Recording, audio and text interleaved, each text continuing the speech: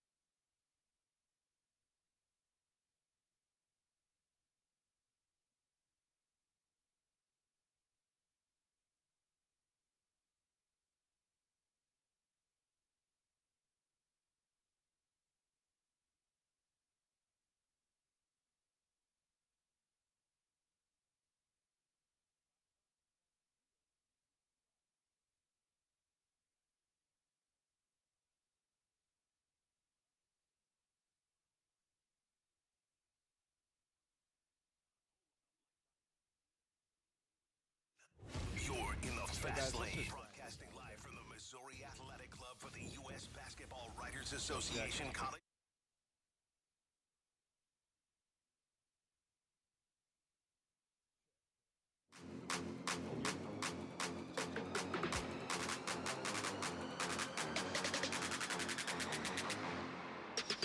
Let's get nasty on a Wednesday. It's the Fast Lane on 101 ESPN. We're live from the Missouri Athletic Club downtown for the College Basketball Writers Association Awards. It's always a fun night. We expect at some point, probably later on in the show, to be joined by Dawn Staley, South Carolina Women's Coach of the Year, Kelvin Sampson of Houston, who won the Men's Coach of the Year, as well as Reed Sheppard from Kentucky, who's the Men's Freshman of the Year, and Juju Watkins, the USC Women's Freshman of the Year. So she's a baller. Yeah, so we're looking forward to it. I remember a year ago, Mike Bray previously from Notre Dame, was here and gave us a great interview. Of course, Bill Walton was here, and that was about 30 minutes. And my man Bill he just rolled. Bill awesome. said, "I've got the microphone. I will hand it back to you when I'm ready." And that's exactly what happened. Yep. Yeah. 30 to 35 minutes later, Bill handed it back, and we were just fine with it. It was just me and you. It was just you and I. He took control, and we said, hey, this is all you, Bill. But no, we're Shaka Smart. Shaka Smart wanted to be a huge hockey fan, and he was talking to you, of course, the Marquette basketball coach. So, yeah, looking forward to the day here at the Missouri Athletic Club, but it won't be all basketball. In fact, let's start off with the Cardinals, who win last night. They knock off the A's 3-2, and gentleman Lance Lynn.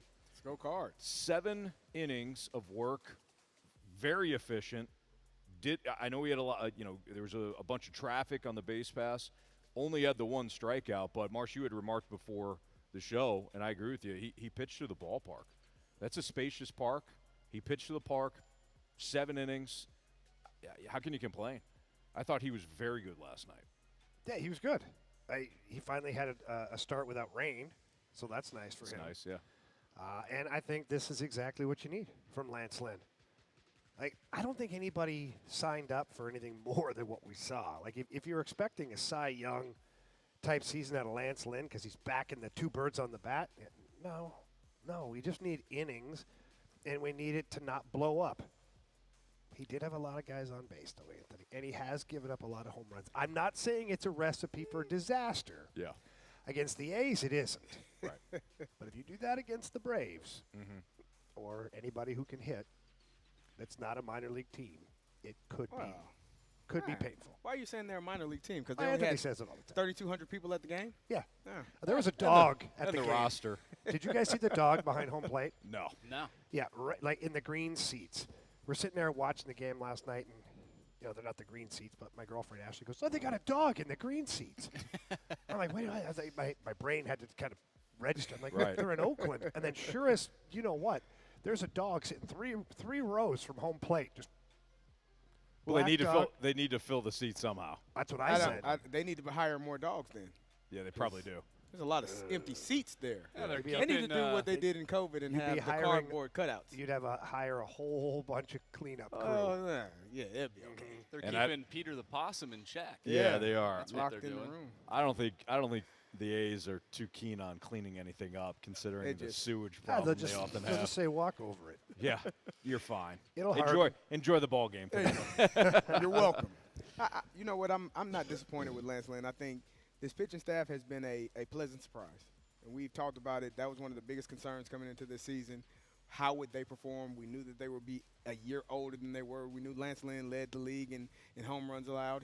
He's still doing that. But I do agree, I think, with you when you're saying that it could potentially become a problem at some point. Yeah. Right? When you're playing teams that aren't good, and we were talking about this earlier, I'm sure we'll get into it later, the teams that they've played, other than the Dodgers right now, I mean, you could say the Padres based on the lineup, but other than the Dodgers, I think that's legit. that's really the team that we faced that has given us the most trouble. That's the best team we faced this season, in my opinion. And so I say we because I'm a Cardinal. But I just thought you were French. yeah, no, we that too. But that's could become a concern when you play better teams, allowing a lot of runners, allowing a lot of hits, people on the base paths. Eventually, as you said, Anthony, they come around and score, and so eventually it could become a problem. But right now, we're surviving. We're making it through. We're advancing. We're going on to the next day, and it's not causing too much trouble yet. Hopefully that stays the same way. The only issue I have is that, we're surviving, and you're right. Do those base runners turn into runs later on against good teams? Probably. But for me, it's the lack of the long ball for this Cardinals roster. Yeah. Like, we play the home run game every game that we You're possibly the only can. one that scored so far. Yeah, but this is – I got on the board. March, sorry. yeah, Sorry. March did My too. apologies. I forgot that the other day too. It's okay. I thought about it today. We were talking about it. We're having a little bite to eat down here. And I was like, maybe we should add doubles in too, because nobody's hitting home runs right now. Yeah, but they're surviving without it. Look, you're right, Jamie. That even when people get frustrated about the way that the game of baseball is played, right? It's the 3 true outcomes, the home runs. I'm sick of seeing everybody try to go for the home run. If that's not in your arsenal, you're not going to be a competitive offense. You're just not. For now, though, at least the pitching has kept opponents in check. This bullpen has been very good. If you just look at the ERA, we don't have to dive into even the advanced numbers. The ERA for the Cardinals relievers is 3.28. That's 10th in all of baseball. They've been small sample size, but they have started off really well. If you're talking about just the starters, I'll get you that ERA as well in a second here. But the Cardinals have been in not every single. They've been in all but 2 games. The Miles Michaelis blow up at the start of the year, and the Kyle Gibson blow up in Miami. Other than that, they've been solid. They're 11th right now. The starter ERA is 3.96. Coming off of last year, I mean, look, we'll take it. Mm-hmm. You'll take it if the hitters perform. Take it for now. But, yes, you'll take it if the hitters are able to get on base, score runs, hit the ball in the gaps, prayerfully, hopefully, hit the ball over the fence. That'd be nice. So the damn home run game can have some excitement, because it's kind of boring right now. It's a little vanilla right Yeah, now. we don't have enough home runs. We're Yeah, not they're hitting the ball winning hard games. enough. They're winning games. I don't care, Marshy. I care about the home run game. I saw some sack flies. I saw sack flies last night. yes. I was excited about it. I will say they have been playing good baseball. I think the base running has been pretty good. I think the sacrifices, the hits, the bunts, the things that they're doing, small ball at times, advancing runners over, finding ways to win, even though they're not able to hit for power, hit for average. They're doing good enough right now to find a way to win games, but it's because of the pitching. And I don't know if anyone would have said that, 3 months ago, 2 months ago, when we started this season. No one would say this pitching is going to be the reason why they're sitting where they are right now, which is 500. Don't overlook the defense, too. Yeah. The defense has been just night and day different from what it was last season. Also, I was excited to see Lance Lynn went back out for the 7th inning. Yeah. Last year, he would have been taken out. If he was on the team, he would have been out in the 6th inning. Right. Well, but maybe they not extend him, because he seems like a don't come get the ball kind of guy. Well, that's what I'm saying. I think they needed that. Yes, Sonny exactly. Gray, like more so, you want the pitching and the ability, but more so the mentality. Like, you got to have guys that are aggressive in terms of, hey, I know what I'm doing. I'm good at my damn job. Leave me the hell alone. Yeah. Please and thank you. And so when you get guys like that, generally you have more success. Lance Lynn showed a little foot speed yesterday, too. He had that to cover first there, and I was like, oh, boy. Hey, the big boy can move. He got moving. I just didn't know if he could stop. It's like an 18-wheeler. They get moving, but they're hard to stop. Contreras went out there and gave him a breather. He did. I noticed it right away. He's a good Contreras teammate. goes out to a little mound visit. Be like, okay, Yeah. let's get a little breather here. So today they take on the A's again in the series finale, and they have an opportunity to pull off the sweep. And we've been down this road before with the Cardinals, where it's like, hey, you can either win the series or you can sweep, and it's like, cool. Let's get the guys that haven't played in a while, and they avoid the sweep. Yeah, but at least they're in the position to. Here's your lineup against Paul Blackburn, who, by the way, has got a 0 ERA in 3 starts. Blackburn has been very good for the A's. Brendan Donovan is leading off and playing left. Paul Goldschmidt is hitting second, playing first. Lars Nootbaar is hitting third, playing in right field. Nolan Arenado is your cleanup hitter, and he's playing third. Wilson Contreras is the DH today. He's hitting fifth. Nolan Gorman is your second baseman. He's hitting sixth. Ivan Herrera back in the lineup. He's your catcher, and he's hitting seventh. Mason Wynn is your shortstop, hitting eighth. And our guy, super bad, Michael Ciani, is back in center field, hitting ninth. That's 2 games in a row. I think that's it for Victor Scott, boys. Like, on the flight home, do they tell him that he's headed down to Memphis? I could see that. Yes. I mean, that's from my experience in pro sports and my experience in having been sent down in my career. If they have an opportunity to close out the road trip so you don't have to put you in a plane and the hotel and all that stuff, they just, okay, we get back. And on the flight back, they call you back up to the front. It's a horrible feeling. It's a horrible feeling. The trainer comes back and says, hey, they'd like to see you up front. Yeah. Okay, I don't think he wants to have a beer. And you tell him I'm fine. tell right him here. to come back here. I got cut in Indianapolis. Got cut after the first game. We played on a Thursday night. Mm-hmm. Friday we had a late start because we got in late. So going to look at apartments, was about to sign the lease. I was like, you know what? I got to get to practice. I'll come back tomorrow. Get to practice. Hey, Coach Dungy wants to see you. Cool. He wants to tell me how good I did yesterday? Awesome. All right. I'll go see him. Hey, Carey. Sorry about this. Had some injuries. Had some other positions. Gotta let you go. Wait, what? That's not how this works. It's just a kick, isn't it? Yeah, it's how it works. We had that made the team. in 94, I believe it was. Yeah, 94, 95, whatever. We're on the road. We start on the road. We're in Washington. It's my very first NHL regular season game. And I had a hell of a game. Had an assist in the game. Thought, hey, it's going good. And now before that road trip, Mike Keenan had said the same thing. Hey, get with the real estate lady there. And make sure you find yourself a place. Blah, blah, blah. Following the game, which we tied, by the way. Ties were still a thing at that point. I get sent down after the game. It was my fault. That's what Mike did. He blamed the young guys. So if the young guys were on the roster and the old guys played like crap, he would send the young guys down. Wow. And it was brutal. We got one guy, Christer Olsson. He's a Swedish kid. He got called up from the minors. He was going to play that night here in St. Louis. Took warm-up, and Keenan grabbed him after warm-up and sent him down. Said, I didn't like your warm-up. You don't look like you're ready to play. Really? I'm not joking. Oh, my Kid was like, goodness. what? I said, don't worry, Ole. You'll be back tomorrow. That's the way it worked. Jeez. All right, that's Jamie Rivers, Carey Davis, Andrew Marsh, and Anthony Stalter. 2:13, your time check. Brought to you by Clarkson Jewelers, an officially licensed Rolex jeweler. So we need a new Beat the Street contestant, right, Marsh? Yeah, well, I just got one. Okay, there you go. So Marsh has one lined up. Unfortunately, a listener yesterday did not fare well. Who do you have? Brendan Donovan. Brendan Donovan let him down. So we'll play Beat the Streak, Home Run Derby, and then, like we said before, the Cardinals are going for the sweep in Oakland today. So we'll take a look at today's matchup, too. Steven Matz on the bump for the Cards, and boy, he's been great. Again, we'll talk about all that next on 101 ESPN.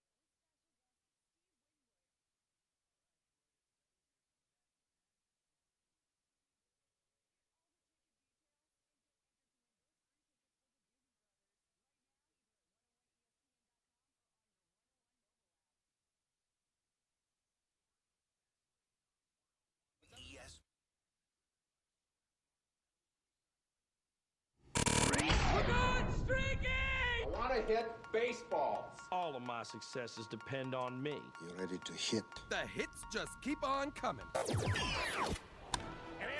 first big league hit is a bullet up the middle. It's the Fast Lane on 101 ESPN. Time to play Beat the Streak. Marsh, what do we got for the latest streak here? All right, so Jamie is currently leading with a 3-game hit streak. Anthony, you are second with 2. Carey, unfortunately, did not get a hit last night. I did not get a hit last night. And Brandon, our listener from yesterday, did not get a hit. So we have a new contestant today. That's right. We got Droid from the Snake Pit. What's up, Droid? What's going on, boys? How are we doing today? We're doing great, man. Thanks for joining us. Thanks for playing. You ready to play Beat the Streak? Absolutely. Okay, so as it's customary with listeners, you're going to go last today since you're starting off the new streak. But I have the utmost confidence in you. You ready? Yep, sounds good. I'm ready to go. All right, so Jamie, you're up first. Yeah, I think I'm going right back to the well. Paul Goldschmidt. I think Goldie's got another one here today, so I'm going with Goldie. All right. Jamie, I'm going to do the same thing. Why don't you give me Nolan Arenado to get a base knock? Carey? Oh, man. Oof. You know what? I got to go with my guy. Let me get Wilson Contreras. Okay. Marsh? I'm going to go with Ruiz today of the Athletics. Wow. Not a big believer in Steven Matz. He's going with an Oakland A. I thought I'd just switch it up. I've picked a few Cardinals these past few days, and they've let me down. So Shame. I don't. You know what? They'll do that. I like Marsh's approach here. He's going to switch things up. He's batting .444. What do you want me to do? Send him down? Droid. Yes. Sit him. Who's your selection? I was going to go with Wilson, but CD took him here. Let's go with Mason Wynn. All right, Droid, Mason Wynn. You're all locked in, so if Mason Wynn gets a hit today, we will have you back on. Are the Cardinals off tomorrow? I think they are. So Friday we'll have you back on, Droid. Sound good? Sounds good. All right. I'll be in KC this weekend, but I should be able to get a hold of you guys. Well, perfect. Excellent. We'll track you down. Thanks, brother. Yep, thanks, guys. Have a good one. All right, there you go. You too. So that was Droid. That's Beat the Streak. Now it's time to play a little home run derby. Oh, yeah. Back. They fair! They fair! Go foul! I don't believe what I just saw. Home run. So this has not been the best home run derby to start things off. Jamie had a very creative idea where there's a point structure to it, and more than this, Great idea. yeah, we're even you don't even have to have the first home run now. You can just have Any home run and you get points. But the Cardinals, again, they're not playing fair right now. Nonetheless, Jamie, you have 3 points. Marsh, you have 2 points. Jamie, who's your home run call today? Herrera falls in that second tier, right? Yes, he does. All right, I'm going with Ivan Herrera today. Ivan Herrera off the board. Marsh? I'm going to go with Mason Wynn. I think he hits a home run today. Wow, Mason Wynn. Wow. Okay. Andrew Marsh. Well, I'm going to go right back to my guy, Big Willie. Somebody got to hit a home would. run. Yeah. Yes, I did. Wilson Contreras, please and thank you. I'll just double dip again with Nolan Arenado. So I'll take Arenado. At some point, the home runs will be hit. We just don't know when. For the Cardinals or Well, yeah, the Braves are playing today. They got one. No, not the Braves. Ozuna homered Hey, for the Braves. I've never heard of that guy. Yeah. He's a former Marcelo Cardinal. Ozuna? Yeah. From the Braves? Yeah. Is he pretty good? He won 432 feet today. Oh, how many does he have now? He's got about 25 About RBIs. 25 home runs overall. He hits pretty Yeah, hard. 2 About weeks. 10 home runs, 25 RBIs, something like that. No big deal. It's not bad.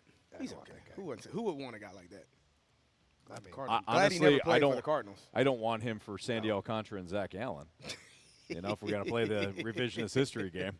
All right, as we let you know before the lineup, Donovan, Goldschmidt, Newbar, Arenado, Contreras, Gorman, Herrera, Wynn, and Ciani. Steven Matz has looked very sharp early on. He didn't last very long in his last game, but still, I mean, we're talking about somebody who has been a pleasant surprise. Plus, he was hurt by the defense in that no decision against the Diamondbacks last week. And Paul Blackburn has been, if you're going to the game, if you're a canine and you're going to the Oakland Coliseum to catch a game. I'm telling you, there was one there. Paul Blackburn's the guy you kind of watch. Paul Blackburn thus far, 0.00 ERA in 3 starts. That good? 19 and a third innings thus far, 0 runs. Maybe the dog has season tickets. He might, yeah. At this point, I'm so curious. Have the A's won in his starts? No. Okay, so that's all. Yeah. That's all I need to know. I think he's. That's really bad. I think he's 0-0, but let me make sure he's 1-0. 1-0. Yeah, he is 1-0 thus far. I can get you some game logs here in a second, Marsh. Would love a good game log. Yeah. So they beat the Tigers in his start. I don't know if they actually won these other games though, against Washington. I don't know. I could look it up though. They won all of his starts. They won every single one of his starts. I hate to see it. Hate to see it. Yep, he's going 6 and a third and 7 innings. I can already see the headline: Cardinals avoid the sweep. That's great. Yeah, they beat the Guardians 4-3. They shut out the Tigers 4-0, and they beat the Nationals 2-1 and 10. Those are the Paul Blackburn starts thus far. Seriously though, the Cardinals need to win one of these final games of their series. They have yet to do that. Yeah. Well, sweep the A's. You have to. You had to catch yourself. Yes, I did. You've been around me long enough now where you know when that F-bomb's going to come out, and it was tumbling out of my brain. It worked its way almost out. But I heard it. I mean, sweep the A's. Come on. I agree. Plus, Steven Matz has been good. But we had this conversation to start the show, and I almost got the indication, Carey, that you were looking at it and almost the start as far as fool's golds because of the opponents. I wouldn't say fool's gold, but I would say be cautious, right? The best team we've played this year, in my opinion, I think everyone's opinion, is the Dodgers. And we got taken to the woodshed, in my opinion. They were great pitching, great hitting by the Dodgers, and we did not win that series. The next couple of teams, the Marlins stink. Like, they absolutely stink. And you can say the Padres was a good series. I don't know how good the Padres are going to be this year. I know they have all of the components, but they've had that for the last few years. They've had a lot of talent, but haven't been able to put it together. So I don't know what the Padres are going to be towards the end of the season. But the Marlins, they stink. The Philadelphia Phillies, they shouldn't stink, but offensively, they stink right now. Then you go to the Diamondbacks. Okay, yeah, they were World Series participants last year, but juggernauts. I don't know, again, what they're going to be. And then you have the Oakland Athletics. I don't want to be the Debbie Downer here. A win is a win is a win. Mm-hmm. But I would not – I would just pay close attention to who you're playing and how well those teams perform throughout the rest of the season before I say, oh, yeah, they're playing wonderful teams. Great. And don't shake your head, Jamie. Don't shake your head. Listen. I can't believe what I'm hearing from you right now. I don't have my glasses, so I have to be honest about what I'm seeing. Wow. Yeah, but you were just like everybody else, you were so frustrated a year ago. I mean, they were losing to bad teams a year ago. Yeah, they were. Now they're beating them, and you're still not happy. I'm not disappointed, but if your hitting isn't, okay, well, we'll just wait and see. I'll take the wait and see approach like you all. No. It's 3 weeks into the season. I'm still waiting and seeing. What'd you say, Marshy? Flag Day? Flag Day. I believe Flag it's Day is June the day. 14th. Yeah. For those that don't know when it is. We were buried way before Flag Day last year. How many games under 500 were we at that point? A Flag Day? I don't know. Yeah, we were waving the white flag. That's what we were doing. That's exactly what that day became. You're 9-9. Your pitching has been good thus far. I realize the offense has got to get going at some point, but I'd rather have a solid pitching staff with excellent defense and kind of have the wait and see approach with the offense, as opposed to going into every game knowing that you need 6 or 7 runs just to win. That's no place to be. Carey, did you smell a fart or no, something? I looked up the record. Your and facial saw expression. we were concerns 15 me. games under 500 by Flag Day last year. Oof. That's what I almost saw. the Essentially, Almost. it was pretty much. stinky. Yeah, Yeah. wasn't great. That's terrible. All right, it's Fastlane on 101 ESPN. The Cardinals and A's wrap things up 2:37 out in Oakland. We're going to get to what's trending, including a crazy night in the NHL, next in the Fastlane.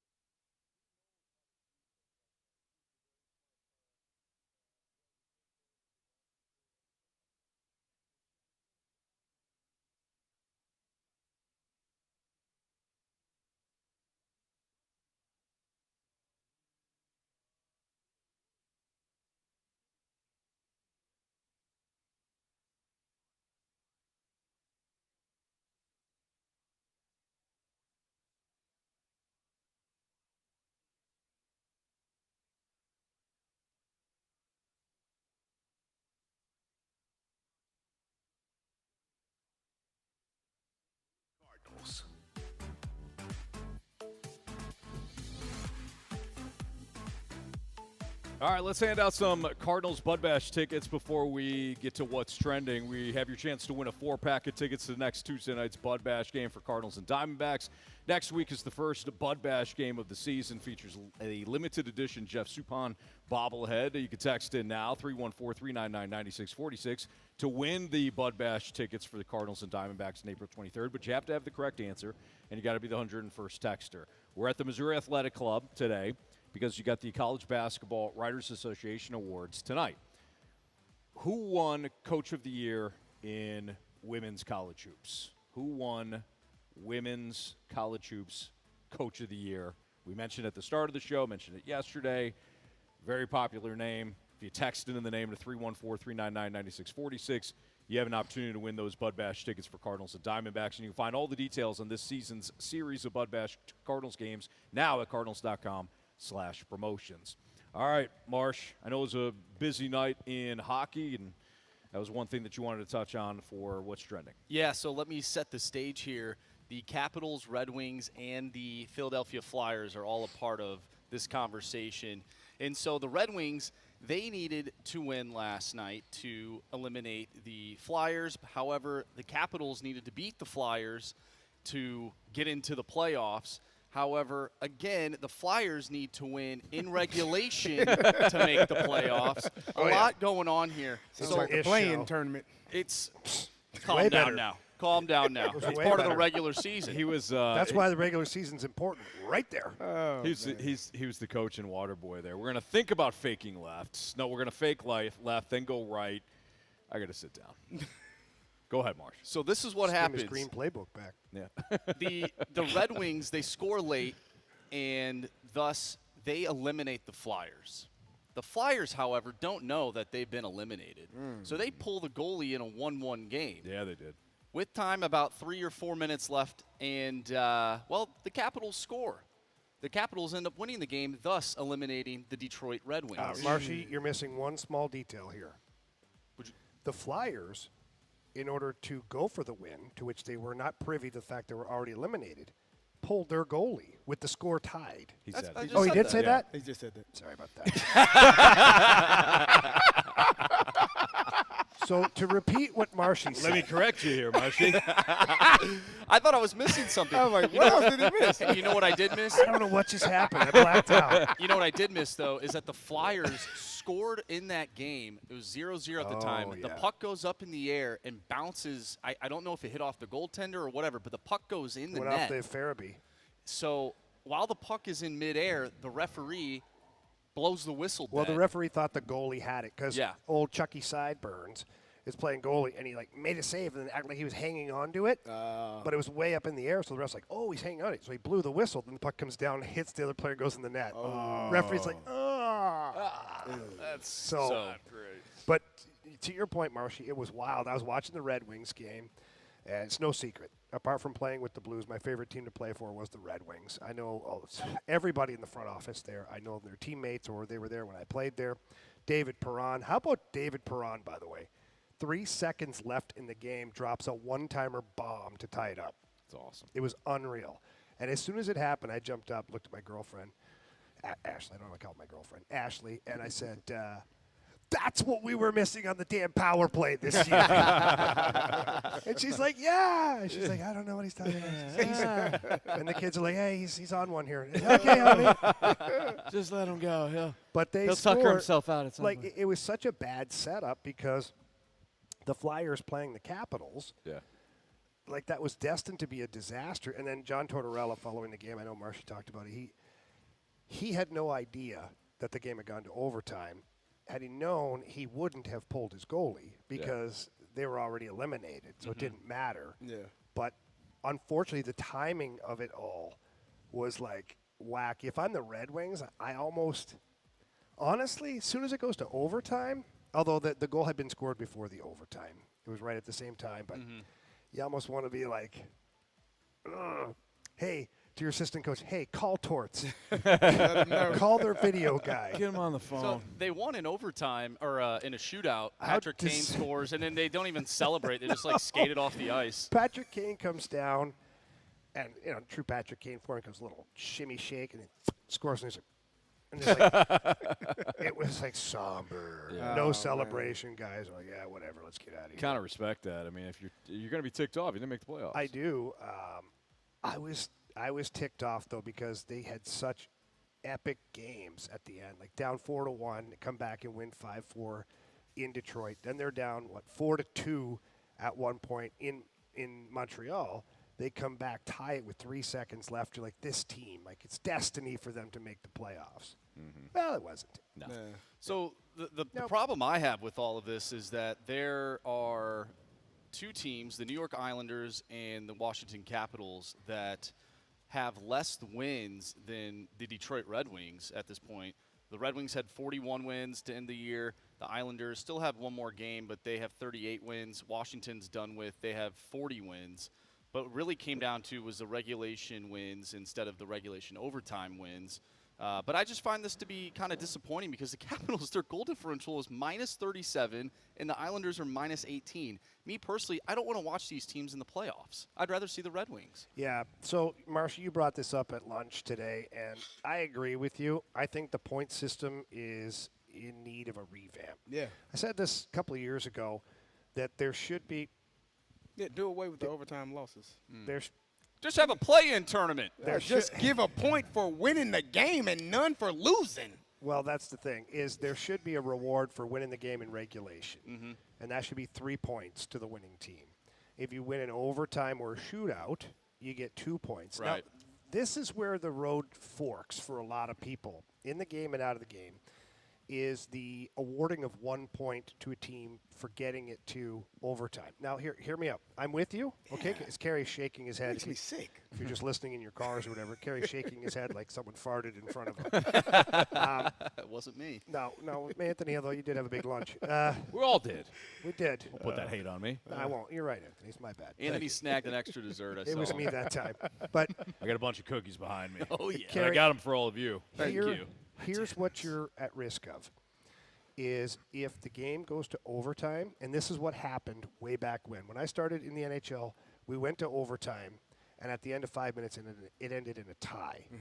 What happens is, if you don't award a point for the team for getting to overtime, they just go into a defensive shell.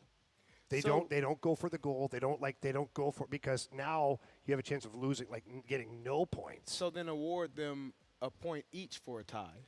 Well, that's what it is. Well, currently. But you currently, and so I think you have a 3-2-1 scale. Hear me out here. Okay. To where regulation win 3 points, overtime win 2 points, and then just getting to overtime you get 1 point. So then don't give them nothing. Give them 0 for a tie. Here's what I'm going to tell you. Give them 0, then you gotta try to win. No, you don't. You get 2 points or you get 0 points. But here's the problem: is that teams will just go into a defensive shell. They don't go for it. I've seen it with my own eyes. What Carey's I've saying, got though, years of database to show you. But if you're in the division, say the Blues, they can't afford to get 0 points. 1 point, okay. 0 points, Okay, no. well then we're splitting hairs. It's basically the same thing. Whether you get 2 points or 1 point, or 1 point or 0 points. I don't think you should get a point for a tie. I don't think you should get anything. I definitely don't think you should get a point for a loss that was in overtime. Because you lost. I'm with you. You get 0. You get nothing. But I've Nada. seen the results of this, and teams end up just playing defensive players out there. Even with 3-on-3 hockey, it's Yes. that has shifted though. That But it really opens hasn't. it up Have you more, watched the overtimes I have, lately? yeah. It's painful. What if you get 0 points for a tie? So both teams get 0 points? Yeah. That's what I said. 0. You get nothing. Okay, but then you still go to the shootout, right?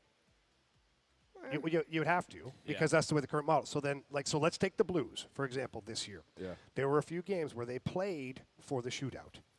You get 1 point if you win the shootout. Because you get 0 they if you knew lose. they had Jordan Bennington, and they knew that the shooter, their percentages in the shootout at certain times were higher. So then you'd have a team play 3 defensemen out there for the last 2 minutes of overtime just to get you to the overtime. Or to the shootout. Just do like they do in baseball. Make it a 4-on-3. You know, baseball puts the run on second. Just give them an advantage for the first 2.5 minutes, and then flip it. Hey, check out this text. Yeah. Then we're really diving in. Hey, at this point, we might as well just be playing schoolyard hockey. Come on. We got an interesting Jamie, text. they call that shinny hockey. They do. Yeah, very good, Anthony. Thank you. Do you know why they call it that? Hockey guy. Because you used to get hit in the shins all the time with Absolutely. sticks. Really? Yeah. We got a text from the 636. Actually, this I'll read all of these. This is from the same texter. Jamie doesn't listen to the show. Okay. Anthony doesn't watch the games. Marsh wants the NHL to have a play-in game. I don't like that. But I try with the other two. yeah, I'm fine with the other two. Yeah. This one's interesting though. What about negative points for a loss? Could you imagine that? Say you win, you go on a streak of like 5 games, you win 10 points, and then you lose 3, you lose points. Dude, they don't I'm have not saying enough that's people employed for that crap. I understand that, but that would be interesting. An algebra expert in the corner. Well, that's a -1 tonight for you guys. Yeah. -2 because you lost by 2 goals. Everything this guy, everything this guy said, just we can completely wipe it off. All right. Yeah. I just don't think you should What get was that points. line from the movie? Everything he just said is Billy Madison. Yeah. Everything you just said. I award you 1 point for a tie. Made us dumber. I just don't think you should get points for losing. I don't think you should get points. I don't think you should be rewarded for a loss, even if it's in overtime. Carey, I'm with you. Give them 0. I've just. That's what you put up today. If that's 0. If that's the case, then if both teams go to a tie and they both get 0 points, but then how do you separate out the shootout? Because it's inevitable you'll have a winner. Then you get 1 point when you win the shootout. Okay. You get 0. So a shootout win is 1 point. Yeah. A overtime goal is 2 points. There you go. And a regulation win is 3 points. Yeah, I'm good with that. Okay. And 0 points when you lose. I'm fine with that. Yeah. Like you act like I want to give points out. I don't. Yeah, I think you do. No, I want exciting hockey. I want guys to go out there. I don't want just like 3 defensemen sitting out there blocking shots, protecting the lead. Like, who the hell wants to watch that? I already think it's painful with the damn regroups as much as they do. In Like, 3-on-3? I want them to have the over and back rule that once you cross center ice with the puck, you can't, go back across center ice or you get a penalty. I like that too. Yeah, they could just get rid of the points altogether. And do what then? So how do you quantify Base it off of wins. If you win, wins do and what losses. the NBA does. if you win, you're But then good. they If wouldn't you go to lose, then you have to overtime. sacrifice the a NBA goes to player. overtime. Russian style. I don't know. I think that You we're, do everything the same. I think we're except asking for if to you win, you win. revamp You a lose, you lot. lose. Just like in baseball. Yeah, extra Like innings. in- They don't count extra inning losses. They just count wins and losses.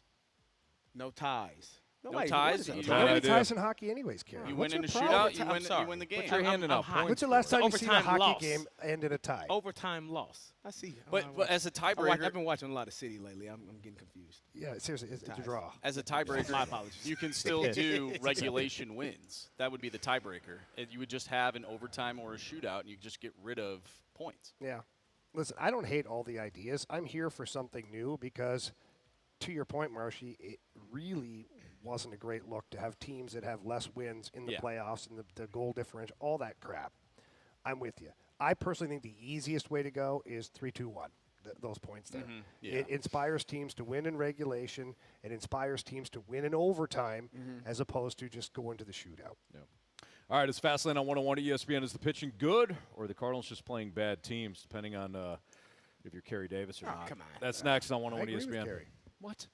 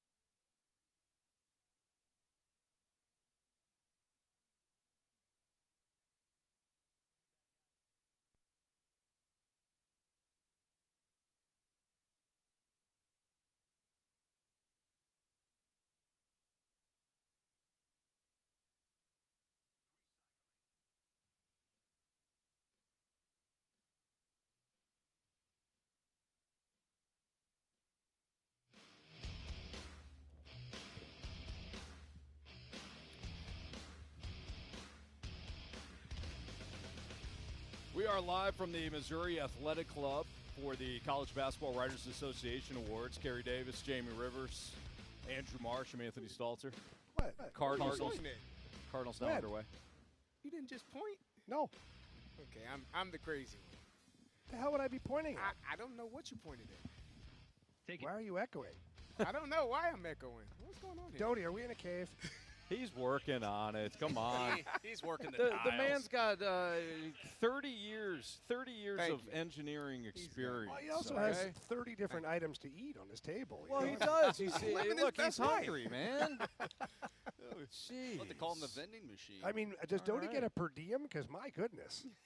Doty's the man. I never said he wasn't. You're Anthony. You're acting like No, I'm I being want to negative. defend my teammate here, okay? You can defend All him all right? you want when I say something We offensive. lift people up here. No, the last time we did that, we got in trouble. Oh, I wasn't That here was for that different. One. I wasn't here for that one. Do you have the restraining order too? It's still there. I gotta sign it. Yeah. So, okay. It was all an accident, too. Okay. So Carey Davis earlier today said something absolutely offensive to the Cardinals. Again. Started talking about the opponents, and he was breaking down. Well, outside of the Dodgers, Cardinals haven't played anybody. Look, the Padres have gone to school this weekend, or taken the Brewers to school over the last couple of days. Today was a little rough offensively They've for got the Mike Padres. Schilt, too. They've got Shilty. Okay. The Marlins got Skip. Yeah. How's that working? Did we out? ever confirm whether or not they tore up his extension? Yeah, I don't think there is one. Well, I But don't was it ever there? No idea. I'll have to ask Either Skip way. about that. Look, Marcia, get Skip on line 3. Okay. All right. you. I'll have to check with Lisa. Please. And thank you. Lisa's got his can, number yeah. for sure. the Cardinals have been – the pitching staff has been very competitive. Very I'd- competitive. At Very this, good. At this juncture in the season, I don't care who they're playing. You're satisfied with competitive. If now. the A's hung 8 runs on the board last night, we'd all be complaining. We would be. I think. But now it's like, I- they're only the A's. Well, they are. You they called them a minor league team. They are. for What weeks. do you want me And to Lance say? Lynn, and Lance Lynn shoved. Weeks he's called them a minor Against league team. AAA players? It's not true. Disrespectful. It's been son a of year. Oh, my I oughta. goodness. Just for those guys alone, I oughta. This is so. What I'm saying is, the Cardinals have performed pretty well. I mean, sitting right here at what are they? 9-9. They're at 500. They're still at the bottom of the division. Yeah, it's not Hopefully great. that changes. Tough at some division, point. guys. It's probably It is the this best year. division in baseball. Told you. But when you talk about, oh my God, What? this guy. I know. I told you. They told us it was going to be terrible, and we believed them. He said so many awful things. This is the We worst. can't They don't mention even what he have to said. try because they're in the Yeah. division that doesn't try. And then off air. Oh, the things he said off air. I'm glad we were off air because Why do you listen to me? The text line's right. I don't watch the games. That's a fair point. So you're talking about a team in the Cardinals that have, again, 9-9 at 500 right now. They've beaten the Oakland Athletics twice. They beat the Miami Marlins twice. Both of those teams are lower tier teams. The Dodgers, they had a lot of tough. They struggled with the Dodgers. It wasn't great. The Padres, they're getting a little bit better. They're one game over 500, but I don't think that they are. I don't know what the Padres are, and I honestly don't know if the Padres know what they are. The just yet. Padres are a group of talented individuals. That's it. That's it. You got it's like the super team, but they're not a team. You got super players at positions, and you got all-stars and potential Hall of Famers, but they're not a team. They should they're be so much better than what They they are a collective group of guys that have not figured it out yet. So I'm not too hot on that winning that series either. And so you're looking at right now, maybe the Philadelphia series, you say, okay, that was a competitive team that you played against. But if I'm not mistaken, they lost 2 or 3 against the Phillies, correct? And Yes, so correct. the teams that are good or that are going to be good right now, you lost those series. You lost against the Diamondbacks, who were again a World Series team last year. You lost against the Phillies, and you lost against the Dodgers. All of those teams will probably potentially be in the playoffs. So the way I look at it, you're right. I'm not going to push back here or argue about this stuff. I'm going to look at it from maybe a different angle. Last year, the Cardinals were losing to those good teams, just like you talked about, and also losing to the crap teams. Correct. So if nothing else, at least so far, the Cardinals are winning the games or winning the series that they should be winning. And that's a step in the right direction. Now, can they sneak a few series away from teams where they shouldn't be winning those series? That's, to me, in this Central Division, That's going to be the difference, is the teams in the Central Division that can go outside of the division and beat some teams that they shouldn't be beating in a series. That's going to put that team at the top of the pack. Yeah. The teams that lose to the losing teams, like, can't do that. So if nothing else, at least the Cardinals are winning the series they should win. And I was pulling something up, so if you mentioned this, I apologize. But, Jamie, I mean, look at the Blues. Why you got to go there? Well, seriously, though. I mean, look, if the Blues, let's just be real, okay? If the Blues beat the teams that they should have beaten, we're talking playoffs starting. They beat a lot of those teams. Did they? Not enough. They did. How many times they beat the Sharks? Well, I said a lot of those teams. Didn't say not, all but of not them. that team. Not that team. That team's a juggernaut. I mean, They really are. They're powered by Anthony Stalter. Yeah. It'd be 82-0. If they played the Blues 82 But times. you're right. You're 100% right. They fumbled. I'm trying to stay professional here, guys. Stalter on the fumble. Again. If they beat the teams that they should have consistently, now down the stretch, they kind of did. They still fumbled it against San Jose on the road, which I still don't know why that happened. But either way, you're right. Beat those teams, you're in the playoffs. Lose to those teams, unfortunately, you're looking at tonight as being the last game against Dallas Stars. All right, Jeremy Rutherford's going to join us. Speaking of the Blues. Hell. Honesty hurts. It certainly does. We're going to talk a little Blues hockey with our guy, Jeremy Rutherford, our Blues insider with The Athletic. He'll be joining us next on 101 ESPN.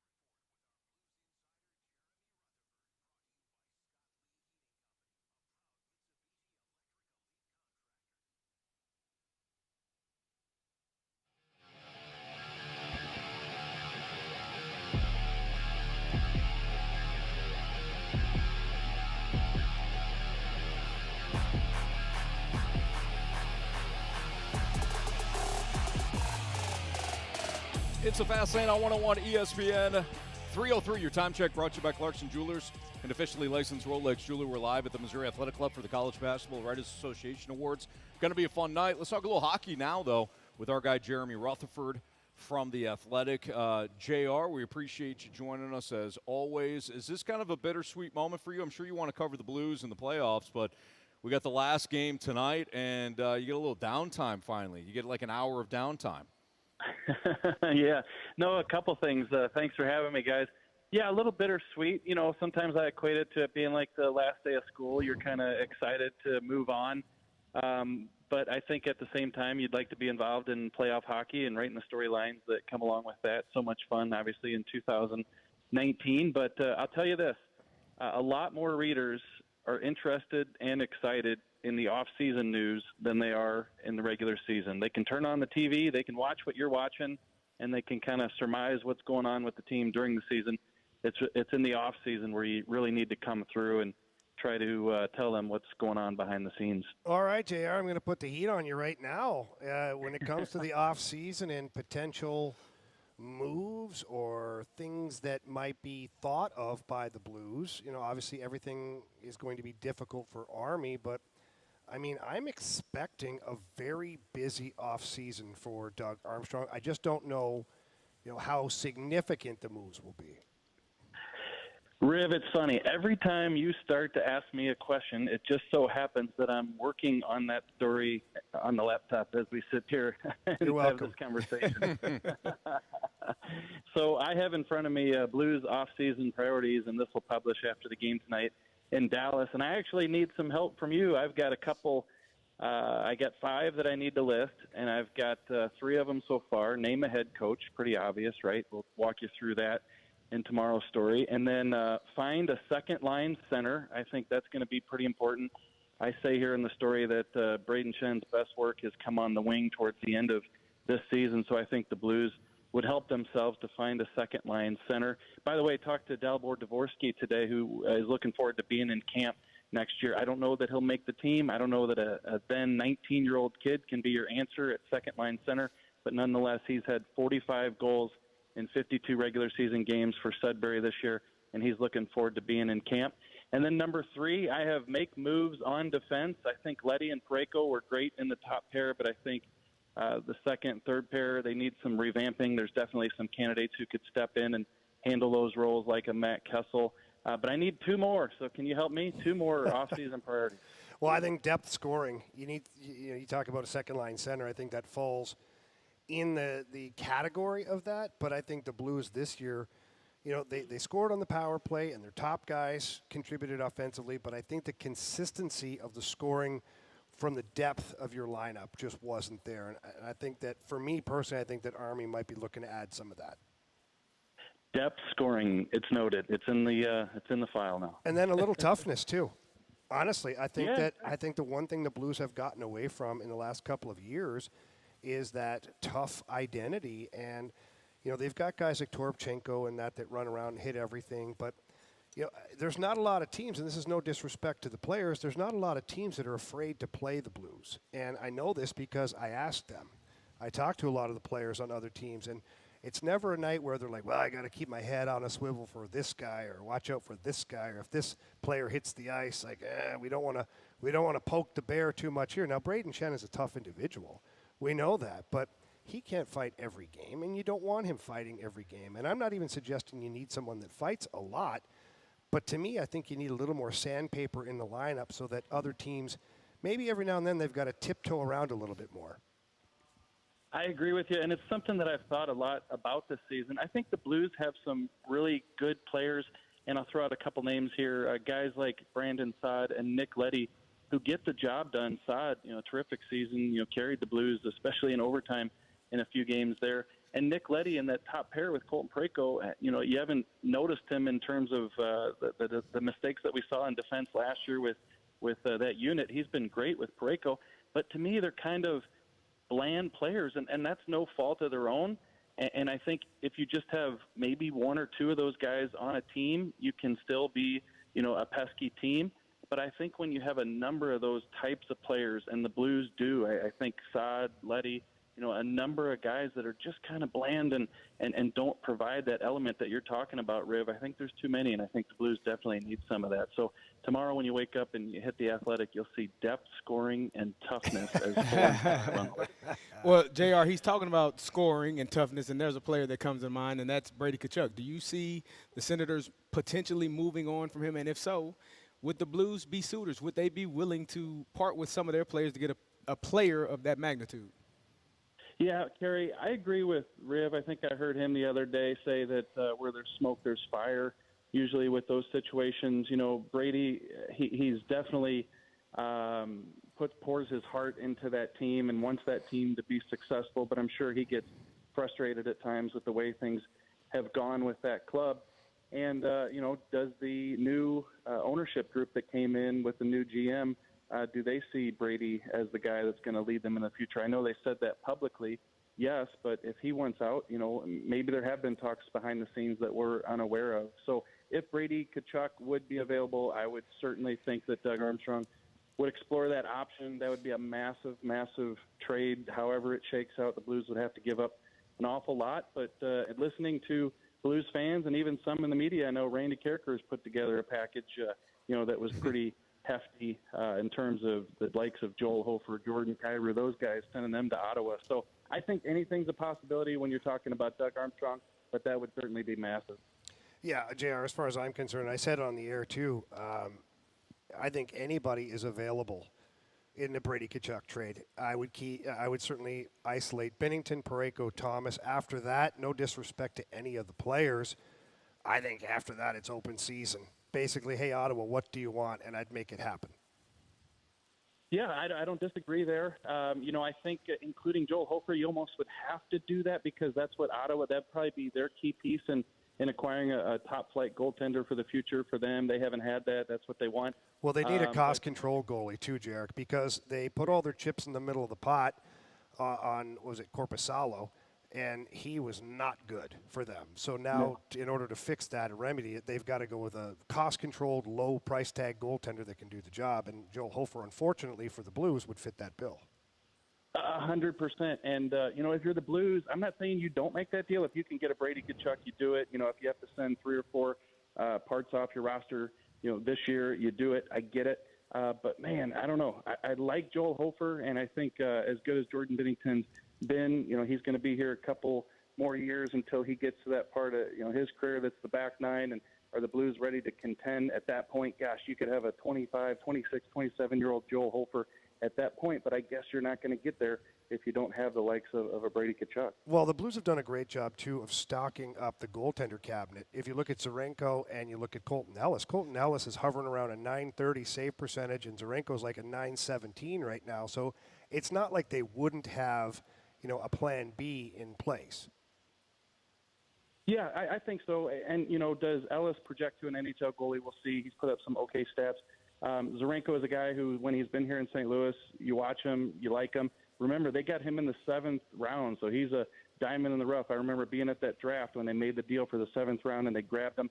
He's put up some real good numbers in the minors. Is he Joel Hofer? I don't know. Again, I think once you get to that point of the deal, if you're just talking about, do we include Hofer in the deal, you might have to. But I just really, really like his future. JR, we appreciate your coverage all season long, and I know we'll be talking to you throughout the course of the offseason as well. Thank you. No, thank you guys. You guys helped me. I was going to be struggling here for a couple hours, but now I got all I need and finish the story. Thanks a lot. I'm sure you'd be just fine, JR. We appreciate it, man. We'll see you. Talk to you later. Bye. The Blues take on the Stars tonight. Last regular season game for the Blues, 8:30. The puck will drop. You can listen to the pregame right here on 101 ESPN on the Blues Radio Network starting at 7:30. We are live at the Missouri Athletic Club for the College Basketball Writers Association Awards, and we're going to talk to somebody next that is very familiar with the current state of college athletics. It's Barry Hinson, who will join us live from the MAC next in the Fast Lane.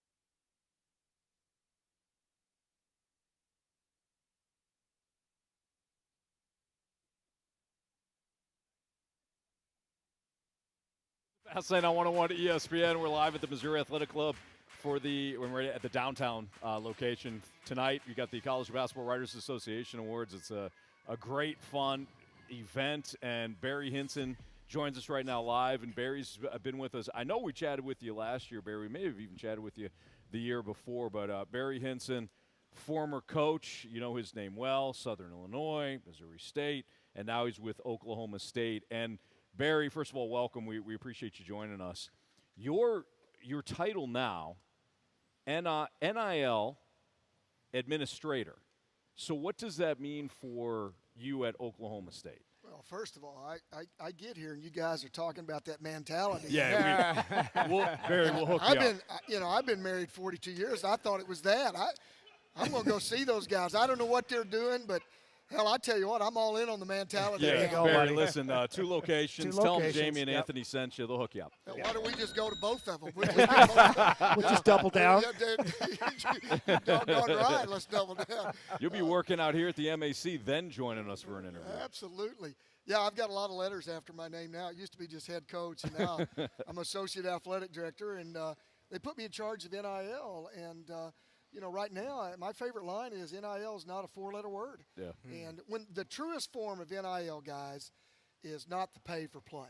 The truest form is, we just witnessed it in women's basketball, is a young lady like we're honoring tonight, Caitlin Clark, Dawn Staley, and what they've meant to the sport of women's basketball. But all of Dawn's players or Caitlin Clark can now do a State Farm commercial. They can make money on it, and the NCAA can't do anything about it because they're using their name, image, and likeness. I want to put this in perspective. In 1995, EA Sports came out with a game, and they put Ed O'Bannon's picture on it, and they made millions. And the NCAA made millions. And Ed O'Bannon and his family made zero. Now, if that's your son or your daughter, I think you got a problem with that. And so when it was presented to me like that, it was almost like I'm a father of two daughters, and it was presented like that you have an opportunity to help not only men but also women's sports. And I'll be honest with you guys, when you see what Angel Reese has done at LSU, when you see what Caitlin's done, when you see what Livy Dunn has done at LSU, every man that's even listened to your mentality knows who Livy. They know who Livy Dunn is. Yep. And and she just signed a contract with Nautica. Nautica was done. It was over. No one wore Nautica anymore. It's like wearing Tommy Hilfiger now. Tommy Hilfiger's not a sponsor, are they? No. Okay. Barry, not anymore. Thank you. Yeah, well, they were. But you know what? Nautica's going to be really important for these young ladies, and I don't know how you pronounce it. I just call them yoga pants. But Vori, whatever she did for that company, she's going to now do for Nautica. And I'm just telling you, the impact that these young ladies have had on NIL and the impact that NIL has had on them has been absolutely tremendous. There's not a father out there that would say, my daughter doesn't deserve what those men have been getting. No, I agree. Like, I've got two daughters, and my youngest daughter's a soccer player who has aspirations one day to play college soccer. So I'm fully on board. Now, I guess where my next question goes, obviously you're 100% backing the NIL program and that money being distributed. What do you think about some of the top-tier coaches, like the Nick Sabans and some other people that have come out not bashing NIL, but kind of sort of alluding to the fact that it's damaging college athletics? Well, I can't speak for those guys because I am one of those guys. I'm an old school guy, and I went through all of that. The only problem is, guys, is that this isn't going backwards. Yeah. So you better adapt. The train has left the station, and the train's not coming back. I promise you. So we either adapt. We're headed to collective bargaining. You know that as well as anybody. You're sitting here. Both you guys do, played professional sports. But that's where we're headed. We're headed to revenue sharing for TV. There are lots of plans out there. I think the biggest thing is right now that we're wondering about more so than ever is what's the Big Ten and the SEC going to do? That alliance right there? Okay, now you got all these other schools and everything. So that's one of the things that's on the radar. And then of all things, we've got the federal government involved in it now.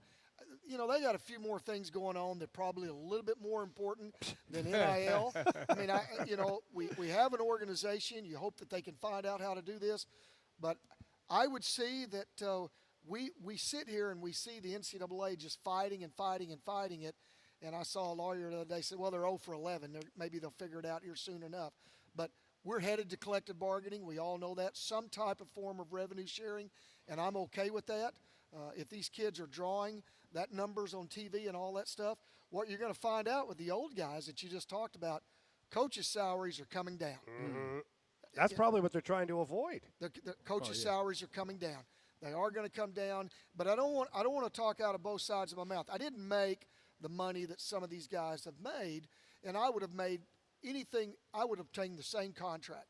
But what's going to happen now is that if you really want your program to be great, then you, as a coach, and you want to have success, you will have your salary lowered in order for success because it just becomes a team play. Coach, that's what I was going to talk to you about. I know the NIL, the purpose of it was for what you said, name, image, and likeness, so you can do the commercials, be paid, so the Ed O'Bannons of the world could be on video games, get paid, so players like myself who were in college and saw their jerseys at Foot Locker and not see a dime from that to be paid.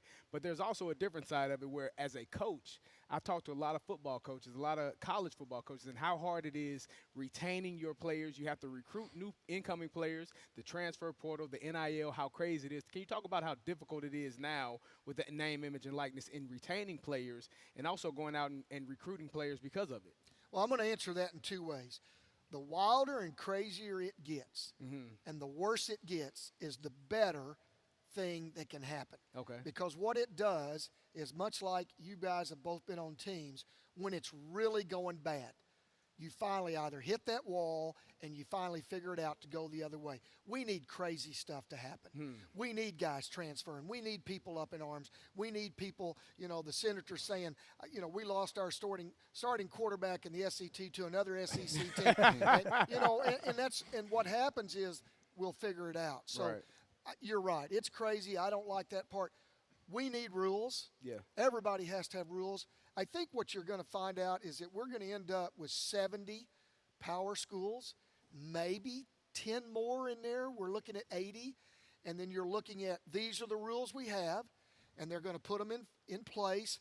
And they're going to be rules along that you get paid more if you stay, reward, incentives, all that stuff. Right. I hope as a parent that they'll put some type of academic incentive in there because the people that are paying the price more so than anything are these kids that are going from one school to the next, to the next, to the next because someone tells them how great they are when there needs to be somebody out there saying, son, there's going to be a day that cape's going to fall off and you better have a replacement cape, and that's called education. Yeah.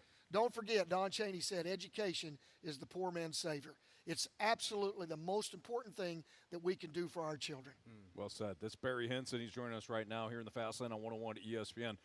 Barry, speaking of we'll call them challenges now for coaches, and we've seen guys like Nick Saban retire in part because he knows this is now a different version of coaching and a different version of college athletics. So, to me, it makes it even more impressive what Dan Hurley has been able to accomplish in UConn. The last 2 years, national titles, largely the same teams, but he also had to recruit. He got some transfer players into this year. What was he able to accomplish the last 2 years at UConn that maybe other teams fell short on? Well, I've been fortunate. I've been at the highest level that you can coach at. So I was 4 years at Kansas, and for what he has done, it's so hard to do anymore. Let's don't just throw Coach Hurley in there. Let's throw Dawn in there as well. Yeah. Sure. And then here she comes in, and what she's done and what she's accomplished. Geno's going to be in here tonight. What he did at UConn is extremely impressive. You talk about Nick Saban and what he's done. Those days, I think they're few and far between, but at the same time, I think that what makes the really special people. Dan Hurley, he changed his coaching pattern. When he started coaching off, he talks about it. It's very, very well documented. He was more probably the old school Bobby Knight guy. He still got a little bit of, I know he's got a little bit of that still in him. He's got more facial expressions than Walt Disney. But, it's fun to watch, and it's fun to watch Dawn as well. But, you know, the one thing that we find out about old school guys, my dad taught me this a long time ago. Leopards don't change your spots. And you guys, we're all old enough that we were coached by old school guys. And you've all been successful. And the reason you've been successful is either because of your parents or because of those old school guys that taught you. We need to get back to the old school guys. Yeah. And we've got babies raising babies right now. We need a little bit of help. And I think the guys that'll finally don't change for the student athlete, have the student athlete change for you, I think it gets a whole lot better. Well, you just get down to mentality. You feel younger. Feel younger again. I'm telling you, I've got a flight, and I may hit there before I get on that flight. I may get off that plane, and my wife goes, "Damn, what happened to you?" Yeah, that's Barry, right. you're welcome. You're welcome. Barry Hinson here at the MAC. Barry, have fun tonight. All right, have fun tonight. Barry Hinson's here tonight for the College Basketball Writers Association Awards.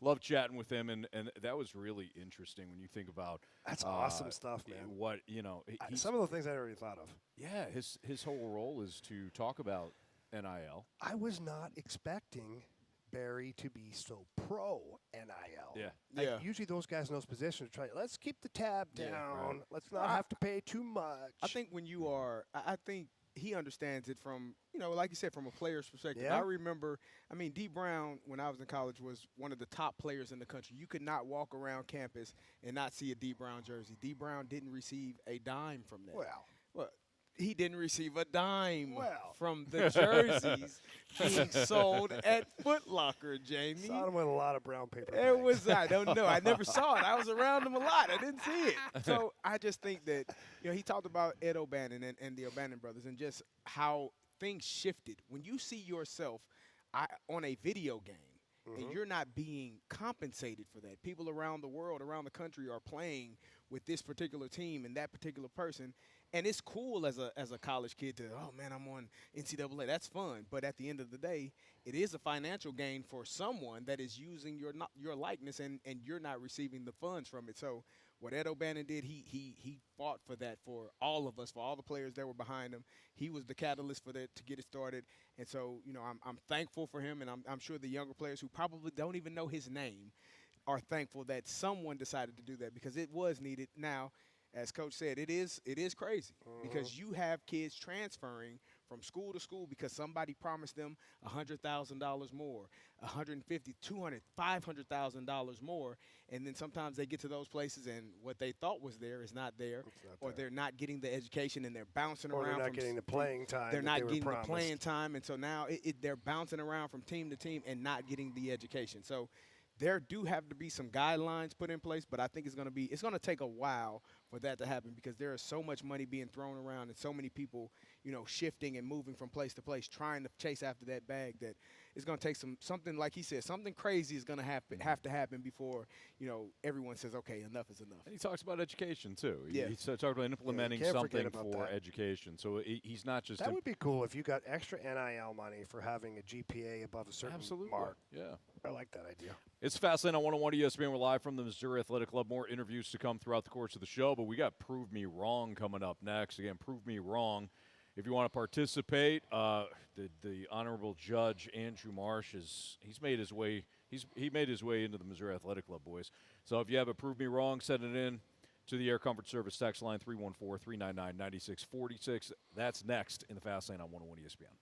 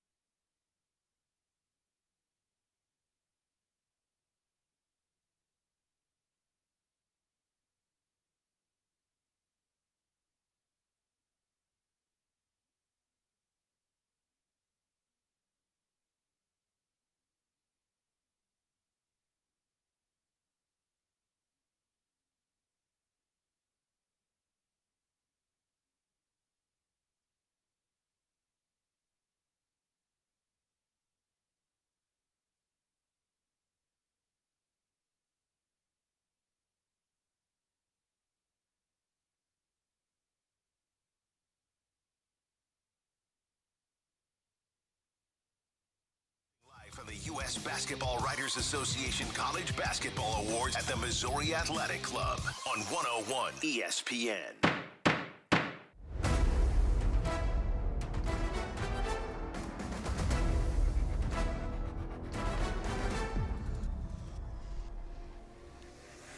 Prove me wrong, kids. Prove me wrong. All right, we got the mobile courtroom here at the Missouri Athletic Club tonight. College Basketball Writers Association Awards. We just talked to Barry Hinson. Great info from Barry. Great perspective. Interest. I loved his energy. Energy was awesome. I love how he was like, all right, we'll see you. Just walked off. It's like a mic drop. He's like, you're welcome, guys. I'm out of here.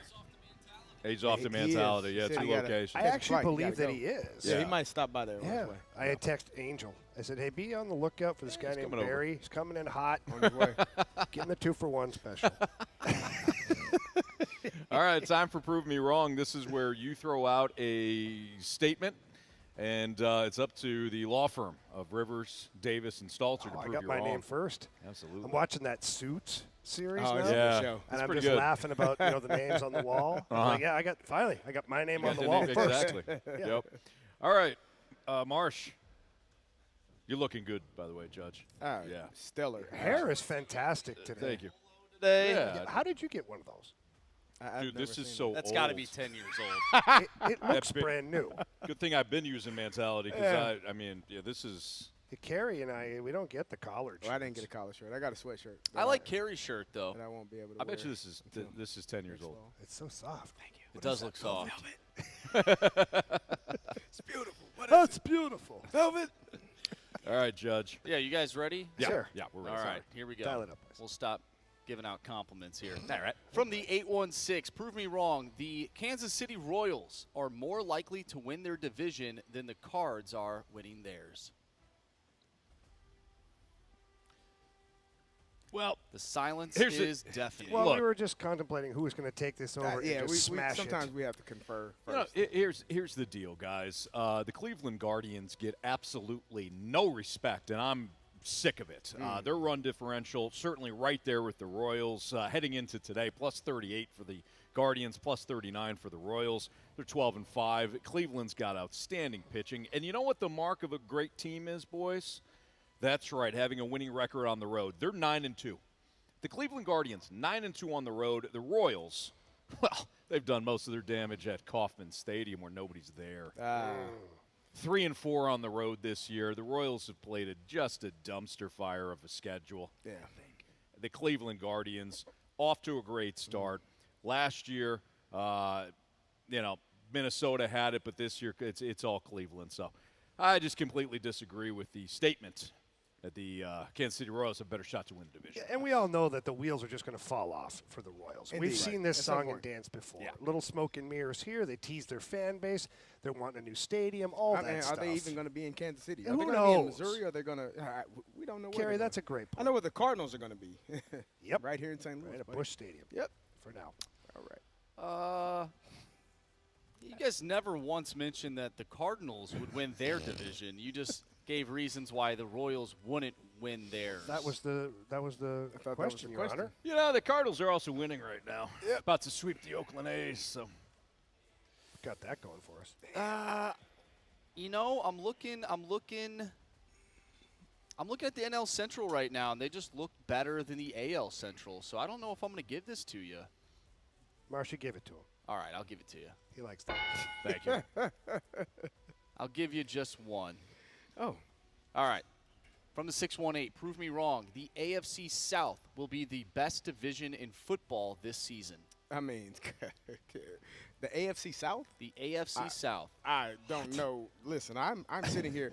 Are the Tennessee Titans still in the AFC South? I think so. Yeah. The best division in football? Have they not heard of the AFC North? Have they not heard of the AFC North is the best division in football. And so you're thinking about the quarterback play there. We added, and I say we, I'm talking about the whole division, but we're talking about the Steelers specifically, adding Russell Wilson, which is what they needed. 2 backup quarterbacks. You're not helping. 2 starting quarterbacks is what we added. You got a healthy Joe Burrow coming back. You saw what the Cleveland Browns did with 4 quarterbacks. Imagine what they could do with 1 healthy one. Yeah. Right? Well rested, too. Baltimore Ravens, where was the MVP at last year? What did that'd be Baltimore, Carey. Okay, so then the AFC North clearly is the best division in football. You got a couple of teams in the South. I mean, yeah, C.J. Stroud performed particularly well. I don't know what Anthony Richardson is. I don't think any of us do. Human being, mostly. Trevor Lawrence, He's a nice one. I would actually say, has taken a step backwards from what he was the year before. And again, the Tennessee Titans have drafted quarterbacks year after year, and they still are looking for a quarterback. So, yeah, no, they're not the best division in football. That would belong to the AFC North with the reigning MVP, a Hall of Fame, future Hall of Fame quarterback in Joey B. They're just going to be the best division in football once again. I completely agree. It's tough to be the best division in football when only one team made the playoffs last season. So nice. You get the ding. Congratulations. Carey. From the 314, prove me wrong, baseball players are the softest players in sports, meaning they won't play if they have a boo-boo on their pinky. Have you seen these guys? They play 162 games a year. Everybody makes fun of pro wrestling. You guys should know this. Pro wrestling, it's fake, it's this, it's that. They wrestle 360 nights a year. Yeah. And they're banged up and they go through. We don't see the grueling schedule that these baseball players go through, the travel. They'll be in California today, fly all the way back, get a so-called day off, and then they'll be right back at it again at the ball field at 8, 9, 10 o'clock in the morning. They got to get their cage work in. They got to get some ground work in. The pitchers got to get some bullpen work done. Speaking of pitchers, I mean, they got to ice down the shoulder after. They got a whole stretching routine. They've got, it's endless. And think about this. When you're a baseball player and you have lengthy amounts of time to where you're just standing around, when the ball is hit to you, you have a greater chance of pulling a groin, a hip flexor, a hamstring, because you're just standing there, and now you have to go into a complete anaerobic phase to where you're bam, explosive to go get. You think Mason Wynn he's just in jogging towards the ball and then sprints? No, he's at a dead stop. And sometimes he might actually be leaning the wrong way, and then he's got to dig in, and then we see what happens, a little bit of back stiffness, things that you got to swing that bat in the cage no matter what. Nolan Gorman doesn't get a day off from batting practice just because his back's a little tender. No, he's got to get in the cage and work. Why? Because there's no rest for baseball players. Yep. We're talking about they're the softest things in sports. Give me a break. Yeah, not like basketball players. Load management. Yeah. Soccer players. Flopping. Yeah. Somebody had to be taken off on a wheelchair one time for basketball because he hurt his elbow. Allegedly. I thought that guy had to go to the bathroom. He may have. Either way, Marsh, I think he did, and that's why they used the wheelchair. Yeah. Either way, baseball players aren't the softest athletes. Sorry. I agree. From the 314, I wonder where this question's coming from. Prove me wrong. The Enterprise Center moving to Wentzville or St. Charles would do better numbers than downtown. Are you kidding me? You got the city landscape right now with the Enterprise Center. Everybody knows where they're at. You know what you can't do on a Saturday when your Blues are playing and your City is playing and your Battlehawks are playing, your Cardinals are playing? You can't go to all the games if one is out in Chesterfield. Are you kidding me right now? It's called the St. Louis Blues, not the Chesterfield Blues. See what you did there. Like it. That's a good point, Anthony. I agree. Very well said. You want to keep that hub down there, and you just made all those improvements. Oh, yeah. People are showing up in droves. In droves. Yeah. Well, Anthony, it wasn't Chesterfield. It was Wentzville or St. Charles. So, unfortunately, you're going to get the X. Oh, no. But I agree. I mean, if one person were to go to a baseball game and then maybe go to the Dome and go to a Battlehawks game, it would be tough to drive all the way out. Or if they went to, let's say, the Blues game on Sunday, and then they wanted to go to the City SC game right after, it'd be tough. We've seen several times where the Cardinals have afternoon baseball, and then you get a bunch of people at Enterprise Center for a 7 p.m. puck drop with all their Cardinals gear on, and they've got their own little doubleheader going. Right. I know a fella that went to the soccer game with a Blues jersey on, and it was 90 degrees out, it seemed like, this past Sunday. Really? Is Is that that you, fella? Mark? Is that No, it fella wasn't sitting me. with us? No, he's not, actually. That fella went. He's not with us anymore? No, he's, Oh, he's no. he With is. us. He's Not with us. here. He's just not here. I got What sad. happened? He's not here. not so. here. Not with us. All right, there you go. That's proved me wrong. Not bad, guys. I'll be honest. Once I heard hockey, I'm like, oh, Jamie's got this one. And then I looked at Jamie and I go, I got this one. I live in St. Charles. There's I live only- in Cottleville, the Ladue of St. Charles. Oh, there you go. There's only one team that can play out in St. Charles. It's the St. Charles Chill. Yes, Well, absolutely. even they couldn't handle it. The city couldn't handle all the people flocking to the St. Charles Family Arena. That makes sense. Yeah. Okay. We talked to Need Jeremy some stadium Rutherford. renovations. We talked to. I would just get the tax money for that. Okay, we'll dive into that next. Kickstart.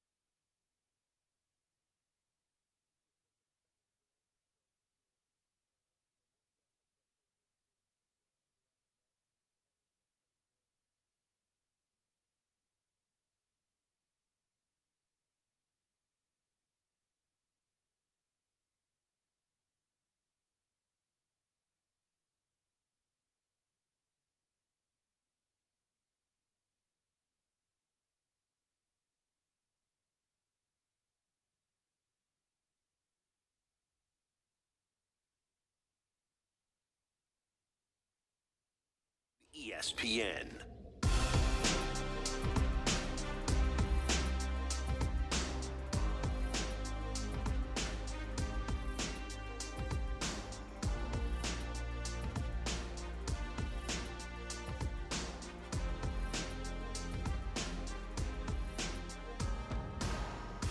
It's Fastlane on 101 ESPN live from the Missouri Athletic Club for the College Basketball Writers Association Awards.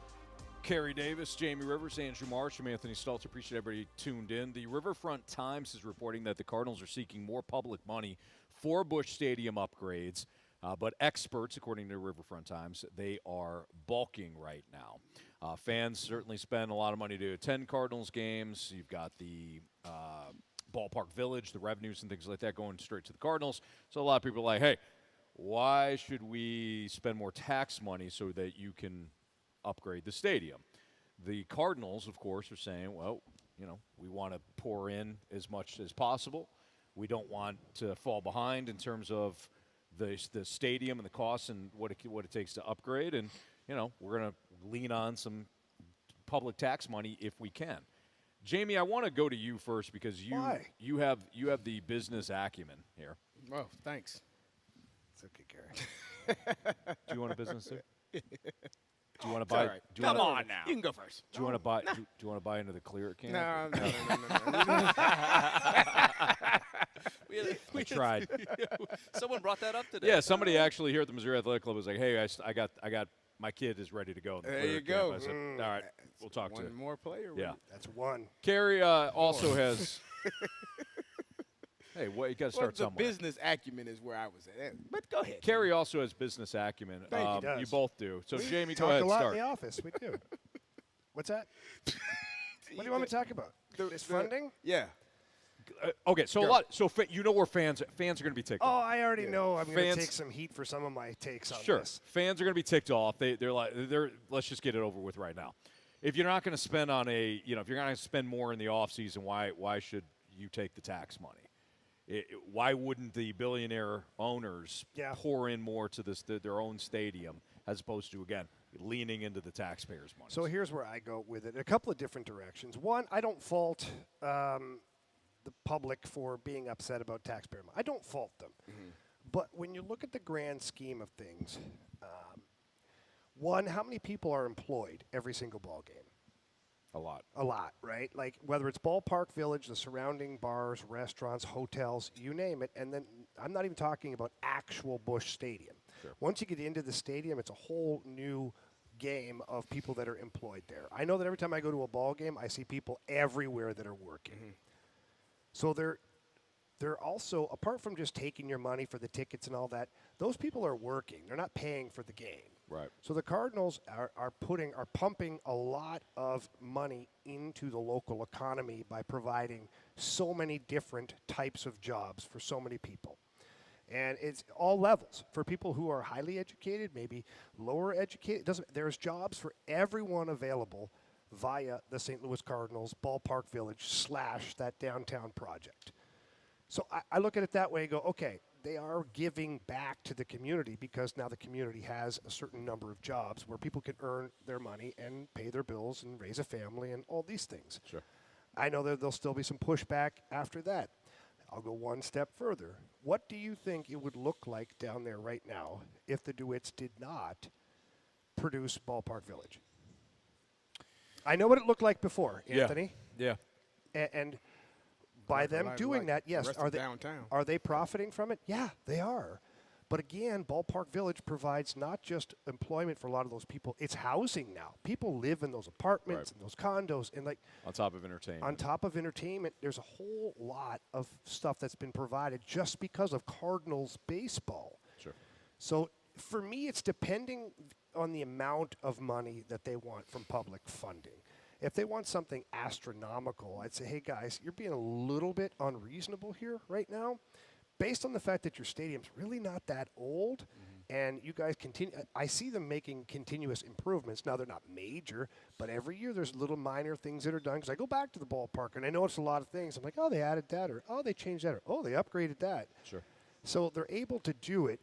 And I do think there is a certain partnership between the fan base and the ownership when it comes to a stadium like that, I do think that people show up in droves, and I know the argument's going to be, well, then they should spend Dodger money. But you don't show up that much. Like, you're still not getting the revenue of the Dodgers or some of the high-end teams. So are they spending an amount that's commensurate to what they bring in from a baseball standpoint? Yes. Are they spending an amount that's commensurate to what they bring in totally with all things out there? No, it's not. But again, let's remember, the baseball company is different than the real estate company. And the moment you start meshing two different companies, two large entities together, that's where you create a huge pocket of gray area. And now you're in there losing money that way. You just can't do it. It's not good business. Well, I think the fans are, you anytime someone with a lot of money asks you to put in your money into something that you don't have nearly as much money as they do. And so I think that's where the frustration comes from the fans. You want us to pay for what? And you have billions of dollars that it doesn't sit but well. Then show up to a crappy stadium then.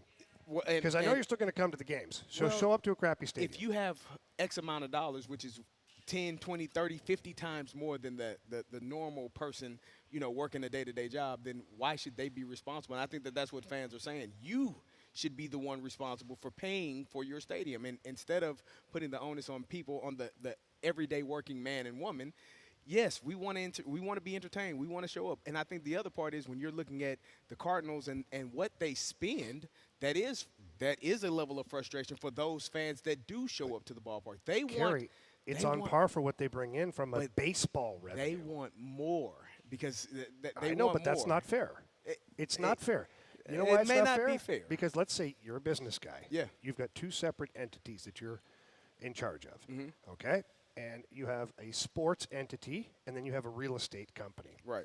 And you know that the real estate company has a whole different line of people that are in line over here. They're working. They're driving revenue in that way. Right. Once you cross the streams, like the old Ghostbusters thing, it gets out of whack. It gets out of whack. Yes. So you know yourself. If I said to you, Carey Davis, your real estate company's bringing in $2.6 billion a year, right, and your sporting team, you're only spending, but wait, my business, my sporting team revenue, correct.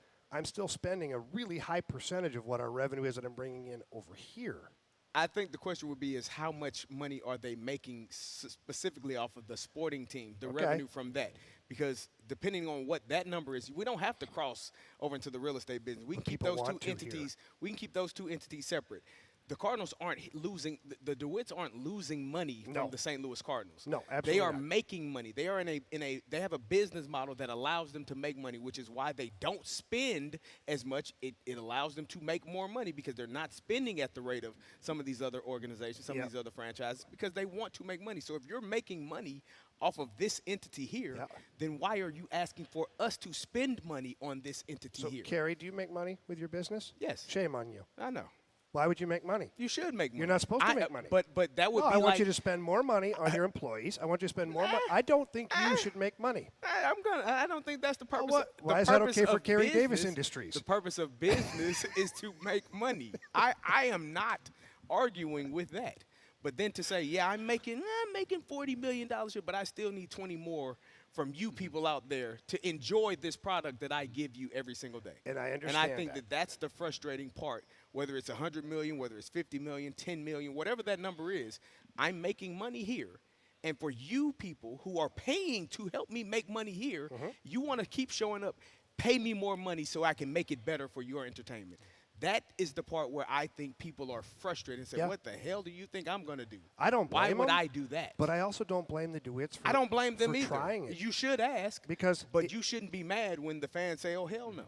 I don't want to partake in that part of your business. But here's what the fans don't realize that's going to happen, okay, is if the DeWitt family says, okay, no public funding, we're going to use our baseball revenue money to spend on the baseball stadium.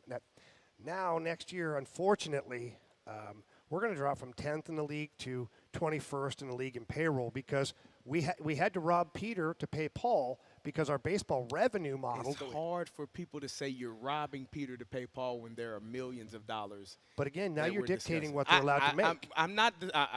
I'm just telling you, if I show up to a game that costs me $100, whether it be for parking, tickets, food for my family of 2, 3, 4, however many people we decide to take, and you're asking me for more money to entertain my family, that to me is going to be Keep a your money, frustrating thing. But your ball team's going to be a little bit less than what you then I want will to. save $100. Then sell the team.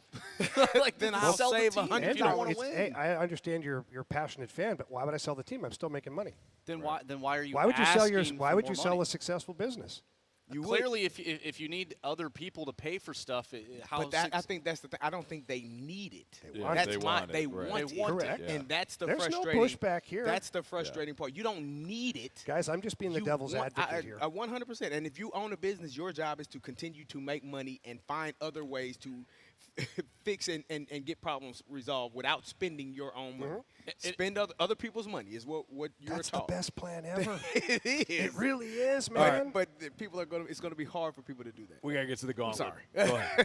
No, Marsh, you had one more thought. I was just going to say, if the team was a World Series contender, I don't think people would have a problem. It's the fact that they're not putting out a Andrew, good ball club. How do you expect us to be World Series contenders if I can't make more money to increase payroll? You don't need to be. You're a mess. Let's just get to the Gauntlet. Gauntlet next on 101 Jamie ESPN.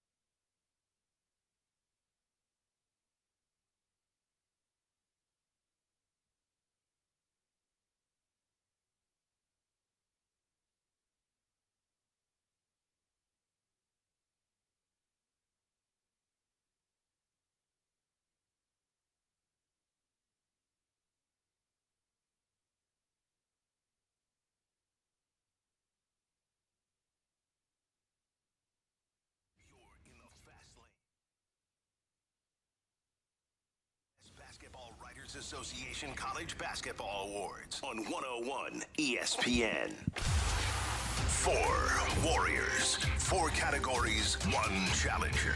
Can you master the Gauntlet? The Gauntlet is powered by Master, your hometown source for business communications for more than 30 years. Visit mastor.com.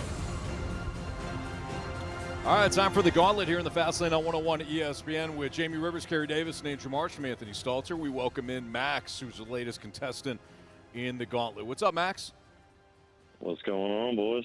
Not much, Max. First time? Oh, it's been a while.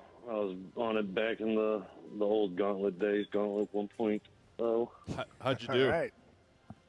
I made it through 3 of you.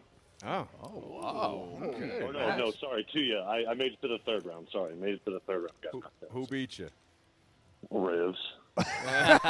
Sorry, Max. Is this a it was all them is this a revenge? Is this a revenge spot then? You taking on Jamie? You know what? Let's do it, big dog. Oh, nice. All right. Max coming in here with that deep, sultry voice, trying to intimidate me. No kidding. All right, so Jamie Rivers is going to go into kind of a makeshift cone of silence at the Missouri Athletic Club. I'm going to head over to the weight room. Oh, we can see you right through the glass. Where's the weight room? All right, Max, go ahead and tell Bradford to spin the wheel. Spin that wheel. Bradford Brown's doing a great job in our 101 ESPN studios. He'll let us know what category Max and Jamie get today.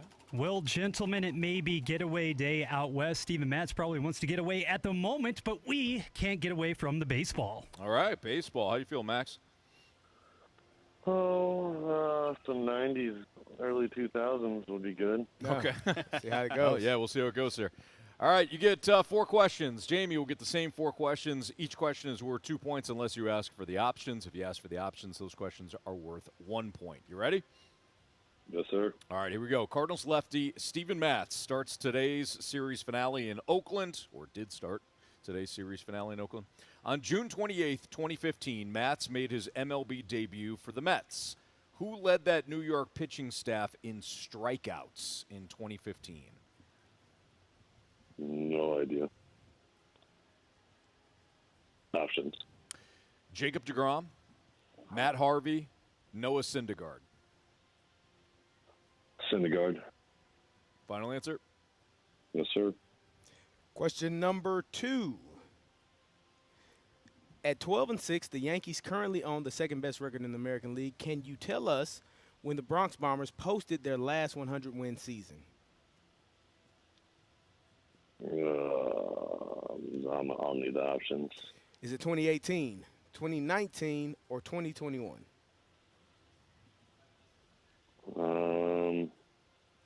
2019. Final answer? Yeah. Question number 3. Name the USA softball legend who went 2-0 in the 2004 Olympic Games. She struck out 13 batters across 8 innings while allowing 1 hit and no runs. Yep, options. Options are Jessica Mendoza, Kelly Maxwell, or Jenny Finch. Well, let's go with same name, Maxwell. Final answer? Mm-hmm. Yes, sir. All right, Max, question 4. On this day in 1966, Joe Torre homered twice in a game against the Pirates. What team did Torre play for at that time?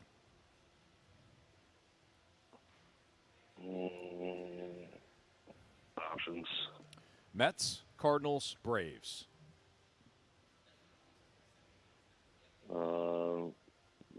Let's go with the Braves. Final answer? Yes, sir. All right, we will bring back Jamie Rivers. He's on his way. From the Cone of Silence. Max, how you feeling? Not great. Not great. All right. Let's see how Jamie does here. He's got a brisk walk, I would say. He does. Bit of a strut. Did you get a workout in? No. You got his phone. Oh, okay. All right. He Push lifted ups, a little bit. curls. All right, Jamie. Hey, guys. How we doing? You ready? Whoa. Whoa, let me sit down. Let me get comfortable, Anthony. What the hell's your problem? Well, that's why I asked. Are you ready? I didn't say, Hey. here we go, question one. Are you ready? No. How'd Max do? Pack a lunch. All right. Yeah, pack a lunch. Let's go. buddy. Your category today, Jamie, is baseball. I love baseball. Yeah, you do. Question number 1. Cardinals lefty Stephen Matz starts today. Started today's series finale against Oakland. On June 28th, 2015, Matz made his MLB debut for the Mets. Who led that New York pitching staff in strikeouts? Okay, what year? 2015. Okay. 2015, was it Thor? Was he there? Give me the options. Jacob deGrom, Matt Harvey, Noah Syndergaard. So Noah Syndergaard is who I was thinking of. But when you say Jacob deGrom, even though I know he's had injury problems, I feel like he probably had a lot of strikeouts. I can't remember if he was injured or not then. I'm just going to go with my gut, Jacob deGrom. Final answer? Yes, final answer, guys. I apologize for that. I should know better. Question number 2. At 12-6, the Yankees currently own the second best record in the American League. Can you tell us when the Bronx Bombers posted their last 100-win season? Wish I could. 100-win season. Well, it wasn't last year, that's for sure. Options, please. Is it 2018, 2019, or 2021? I don't think it was 2021. I can't remember 2018. I know well, one of those years was good. I'll go with 2019. Final answer. Question number 3. Name the Name the USA softball legend who went 2-0 in the 2004 Olympic Games. She struck out 13 batters across 8 innings while allowing 1 hit and no runs. Yeah, she's a good player. Pretty girl, too. Blonde hair. Jenny. I can't. Yeah, options, please. Options are Jessica Mendoza, Kelly Maxwell, or Jenny Finch. That's it. To Fincher. Jenny Finch, please. Final answer. All right, Jamie, question 4. On this day in 1966, Joe Torre homered twice in a game against the Pirates. What team did Torre play for at that time? 1966, Anthony. Feels like yesterday, quite honestly. Joe Torre. You know what? Just because. I'm not even going to take the option. Just because. I'm going to say St. Louis Cardinals. Final answer. All right. Let's go over these. We'll start off with that one. On this day in 1966, Joe Torre homered twice in the game against the Pirates. What team did Torre play for at the time? Jamie, without the options, you said the Cardinals. They were an option. I figured. We know that because Max took the options, but he went with the Braves. Correct answer is? The Braves. The Braves. Max with a 1-point lead over Jamie today. Question number 1. Today. Cardinals lefty Stephen Matz started today's series finale in Oakland. On June 28th, 2015, Matz made his MLB debut for the Mets. Who led that New York pitching staff in strikeouts? You both took the options. You both had different answers. Jamie, you went with Jacob deGrom. Max, you went with Noah Syndergaard. Correct answer is? It is Jacob deGrom. Jacob deGrom, 205 strikeouts. Jamie ties it up. At 12-6, the Yankees currently own the second best record in the American League. Can you tell us when the Bronx Bombers posted their last 100-win season? You both took the options. You both wound up with 2019. Correct answer is? 2019. 2019. We got 2-2 tie. Comes down to this. Oh, God. Which one was this? Name the U.S. softball legend who went 2-0 in the 2004 Olympic Games. She struck out 13 batters across 8 innings while allowing 1 hit and no runs. Max, you took the options. You said, well, why don't we just go with the same namesake? Give me Kelly Maxwell. Jamie, you're like, Jenny, give me the options. Wound up with Jenny Finch as your answer. If it's Jenny Finch, Jamie wins 3-2 today over Max. If it's Maxwell, Max wins 3-2 over Jamie. Max. You have chosen poorly. You lose. Not today. Revenge spot for you, Max. Sorry, buddy. Jamie got you again, 3-2. That's what I get for challenging the big dog. Mr. Baseball here. That's right, Max. He is, man. Max, thanks for listening. Thanks for playing. No problem. Thanks, guys. Good job, Max. Have a good one, Max. Take care, brother. All right, 419, your time check brought to you by Collection Jewelers, an officially licensed Rolex jeweler. We'll come back. We'll give you a quick update on the Cardinals in Oakland, and then we'll kind of get to some Sports Six back maybe in about 10 minutes. But quick update on the Cardinals next on 101 ESPN.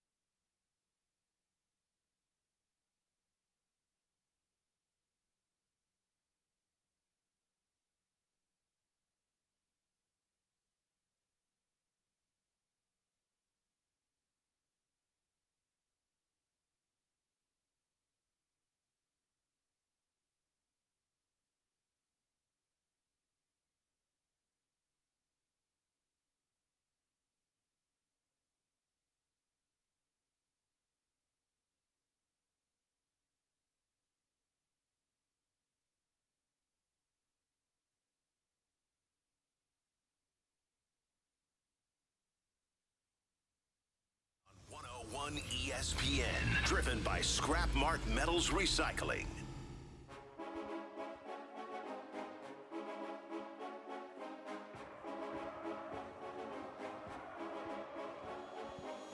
Up the middle, there's a base hit. Arenado scores. Contreras getting waved around. Here's the Ruiz throw. It is going to be late. Herrera with a 2-run single, and the Cardinals have their first lead. Well, unfortunately, that lead was short-lived. That was Chip Carey, Bally Sports Midwest on the call. The Cardinals are now trailing the A's 5-3 as they head into the bottom of the sixth. Ruiz, Marsh's guy, hit a 2-run home run in the bottom of the third off of Steven Matz. The Cardinals did climb back. This is your fault, Marsh. Cardinals did climb back. You heard Chip Carey on the call there. Contreras had doubled to left to score Newbar in the top of the fourth. Then Ivan Herrera singled up the middle to score both Arenado and Contreras to take a 3-2 lead. But that was the last time the Cardinals would hold on to the lead. That's because the A's would tack on 3 runs in the bottom of the fifth, again, to now lead the Cardinals 5-3 in the bottom of the sixth inning. Steven Matz in the game thus far. He's been removed, but he 5 innings, 7 hits, 5 earned runs, 3 walks, 4 Ks. Not what you want to see out of him. This was really, I know last start it was short. It wasn't a bad start. This is his first rough outing, especially given the fact that Oakland can't hit. So that's a rough one. Yeah. Has the clock struck midnight? Is that what's happened here? Still early. I don't think it's so. It's just the last game of the series, so it just. Yeah, I mean, it's irrelevant, right? What happens? Last game of the series, you know they're going to lose. It's irrelevant, so. right, Carey? Well, You don't like to win series. Well, you right. should. Yeah. You should sweep. Against that team? Yeah. Yeah. Absolutely. Okay, there's still time, boys. Is the dog there again today? I haven't seen. I haven't seen the dog. I just showed Carey the clip of the dog sitting back there. Cool. Yesterday. Yeah. Oh my gosh. I missed something. Are we concerned about the pitching of Steven Matz? I don't know what's going on with Marshall. No, this is his first look. This is his first rough start of the year. Guys are going to have rough last one was starts. no Picasso. I know it was a short outing, but the defense didn't help him out. Let's not get crazy here. No, not Still yet. got time. You don't want to go crazy? No. Think he's hurt. I don't think he's hurt. Nah. Now, why would you ask that, Jamie? I just go with the odds. Okay. At least you got to Paul Blackburn. Paul Blackburn, we mentioned it at the start of the show today. Paul Blackburn with a 0.00 ERA, but not today. Wow. He's got himself an ERA now. Brendan Donovan had a hit. Newbar with a hit. Arenado with a hit. Arenado's had a nice series. Contreras with a couple of hits. Goldie get a hit? Goldie's 0 for 2. Yeah, Sorry. Sorry about your car. Yeah. It's off the road right now. But I think Marsh kind of encapsulates the frustration with this. If they don't come back, it's another situation where you got a series in which you could have won the series, you could have swept the series.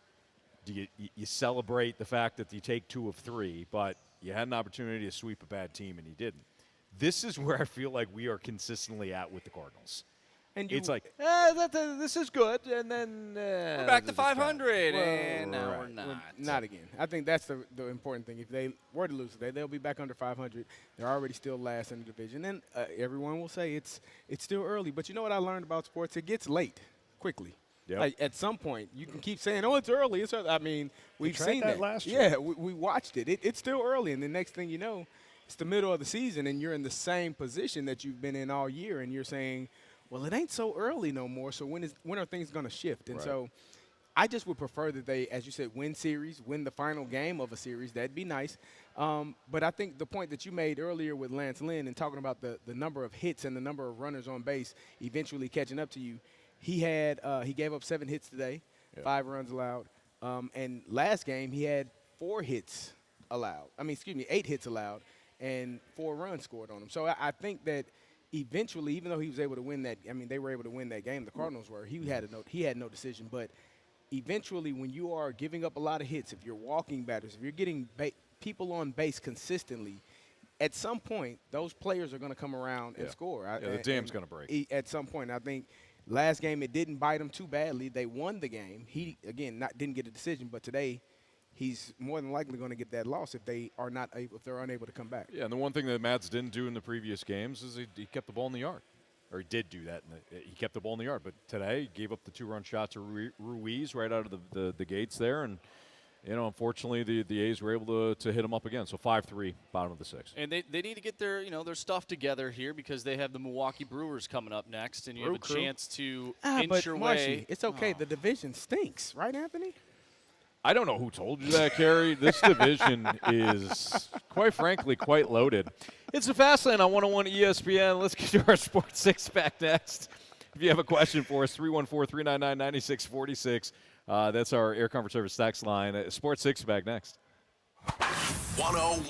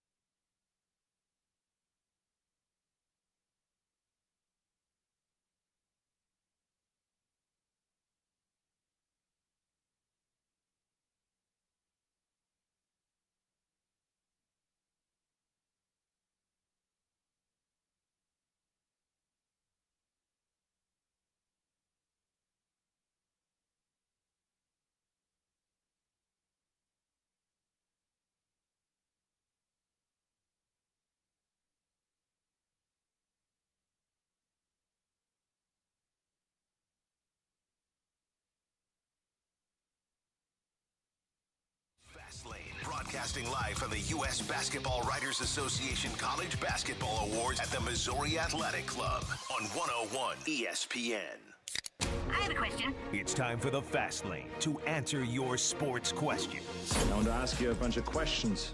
I want to have them answered immediately. Asking me all these weird questions. Answer the question. Answer the question. Answer me! The Sports Six-Pack is now. Live from the Missouri Athletic Club downtown for the College Basketball Writers Association Awards. It's the Fast Lane on 101 ESPN, and we are probably going to go to an interview right now. And we're going to have a little pivot here. Absolutely, yes. And justifiably so. Yeah, no kidding. UConn's college basketball coach, women's college basketball coach, Geno Auriemma joining us. We are very thankful to have you here, Coach, and we definitely appreciate you joining us. How are you? Coach, it's good to see you. Congratulations on another incredible season. I know just being here at this banquet in St. Louis, and it's a special honor for college basketball players and coaches and things like that. But it's great to see you. How are you? I'm good. Yeah, you don't get invited to these things a lot of times when you lose in the Final Four. Usually you got to win. So it's quite an honor to be involved with this group and these coaches. So I'm looking forward to the evening. Coach, you have had a stellar career at UConn. You have put so many young ladies and women into the WNBA and just had outstanding careers. Can you talk to me about Paige Becker? She was a player that got hurt and missed some time and was able to come back, and just the impact that she had on your team this season. Yeah, well, her freshman year we lost in the Final Four. Her sophomore year, she missed about 20 games, and we lost in the national championship game. Mm-hmm. Her junior year, we didn't even make it out of the Sweet 16. Yeah. And this year, we were in the Final Four. So, I would say, I wouldn't say this in Connecticut, but she's more impactful than I am. I know that because I was there for the losses, and So she's just got this unique ability to make everybody on her team that much better. And when you have a player that is that good and that unselfish, then great things happen. And and now we got one more year with her, and so let's see what happens. So, Coach, just to kind of go back here to, your career is outstanding in the amount that you have done for women's athletics at the collegiate level, both from a winning standpoint and visibility standpoint. What can you say about, and just in the last couple of years alone, just the explosion to the fact of the spotlight being brought to women's college basketball? Yeah, I remember years ago out this way, there was a kid by the name of Rick Mount. He was played at Purdue, and everybody was fascinated. And then Pete Maravich, people are fascinated by that kind of basketball player, that it seems like they can do things magically. They can make shots from anywhere. They can do things that and so when guys start seeing women do that stuff, before, like, well, you can't dunk, or you can't do this, you can't do that. So guys think, well, I can beat you one-on-one, I can do that. And so there's always that going back and forth. Doesn't exist in any other sport, by the way, only basketball, right? So now you see a kid like Caitlin Clark do what she did, and you see some of these other players do what they're doing. And then add in the fact that on the men's side, it's hard to build relationships with those guys. They're here and then they're gone. Either at another school, they leave early for the NBA. So the fan base doesn't get a chance to grow with those kids. And I think we have a unique situation in women's basketball that these kids, they build their brand at their school, and people just now are starting to embrace it, and it's just exploded everywhere. You talk about 18 million people watching that game. It's super crazy. Impressive. It's crazy. Coach, I've seen clips of you speaking with your team in the locker room, and I love, there was a clip that I saw where you were talking to me. You said, we don't coach effort. I'm not going to coach effort. If you don't give effort, we're not coaching that. Right. I'm sure there's different generations that come in. Do you find yourself with a similar message, no matter what generation of player you're talking to. Do you find yourself with the same message and at least some of the things that you try to preach? Yeah, the message is the same. It's not received the same way all the time. I like to tell it this way. There was a time when you all played sports. So when you went home, if it was Tuesday and your coach said, "Nah, today's Friday," and you went home and your parents said, "Today's Tuesday," you go, "No, today's Friday." Right? Because coach said today's Friday. That was God talking to you, right? Your coach. Now these kids, they have so many voices in their head, coming from so many different places because of technology, because of parental involvement, whatever you want to call it. You're just this much of a voice. You're a small voice in their head. So you got to fight through a lot of stuff that's in there. But if you get the right kids, the message can still be the same. You can still be the same. You can still demand the same things. You just got to understand that you got to fight through a lot of stuff for it to sink in. Sure. So, Coach, how does that impact recruiting then? Because obviously if the athletes have changed, which, it's just I have 4 kids. Oh, sure. And I know times have changed. 100%. But so for you guys now from a very competitive program. Right. Now, are you looking to identify some of the kids that take the coaching a little more? Right. How does that affect your recruiting? Right. When you're watching a kid play and you can tell, do they like being coached? Do they want to be coached? Do they want to be coached a certain way? And I think they're still out there, obviously, and it's harder to find them. But to me, I don't do well with kids that need a lot of hand-holding. And, it used to be like this. If you practice for 2 hours, and over that course of 2 hours, I must have said 15 things to you. You can't do this, you can't do that. What the hell, bump, a whole litany of things. But the last play of the practice, or the last 5 minutes of practice, I told you, yo, man, that was the best play I've seen. That's exactly what I'm looking for. That kid went home. That's what they took home. Yeah. Yep. Yeah. All right. Now, fast forward. You say 15 things during practice. I love you, man. You know I love you, right? You know you're the best player ever to come to Connecticut, right? Yeah. Right? You know we couldn't win without you, right? Yeah. But at the end of practice, you go, yo, man, that pass sucked. That kid goes home, coach thinks I suck. Yeah. So it's flipped a little bit. Yeah. Sure. So you've got to kind of zig and zag with these guys, and, you got to get the kids that want to be honest. They say, coach, be real with me, man. Tell me the truth. Because I ask them all the time. Yeah. I said, you want me to lie to you or you want me to tell you the truth? Yeah.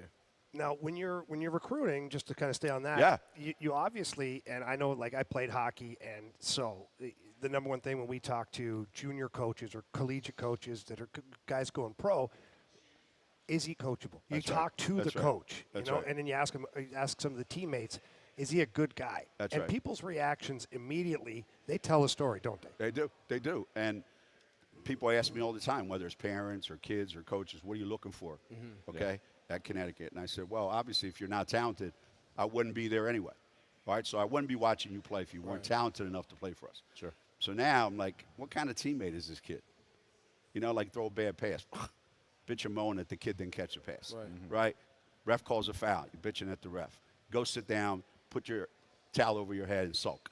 To me, that's a sign. And the other is, are they unselfish enough that they are willing to give up themselves for their team? So because every kid that's being recruited by us is talented as heck. But now you got to identify those guys that are great teammates and unselfish. And they want you to be honest with them. Now, Coach, you have coached tons of great players. Sue One Bird, from here, Diana from St. Taurasi. Louis, man. Yeah, you've had so many players, Rebecca Lobo, Maya Moore. I'm not going to ask you who is the best player because that's like asking who's your favorite kid. But I will ask you who is the hardest worker that you've coached. Wow. Sometimes it's they're the same person, and that's when you're really, really lucky. Yeah. And all those kids, for me, that we've had, 7 or 8 national players of the year. They were all hard workers, and they all played. But guys like Diana Taurasi and Maya Moore came to Connecticut as a freshman and probably was the most competitive kid I've ever seen right from day one. Yeah.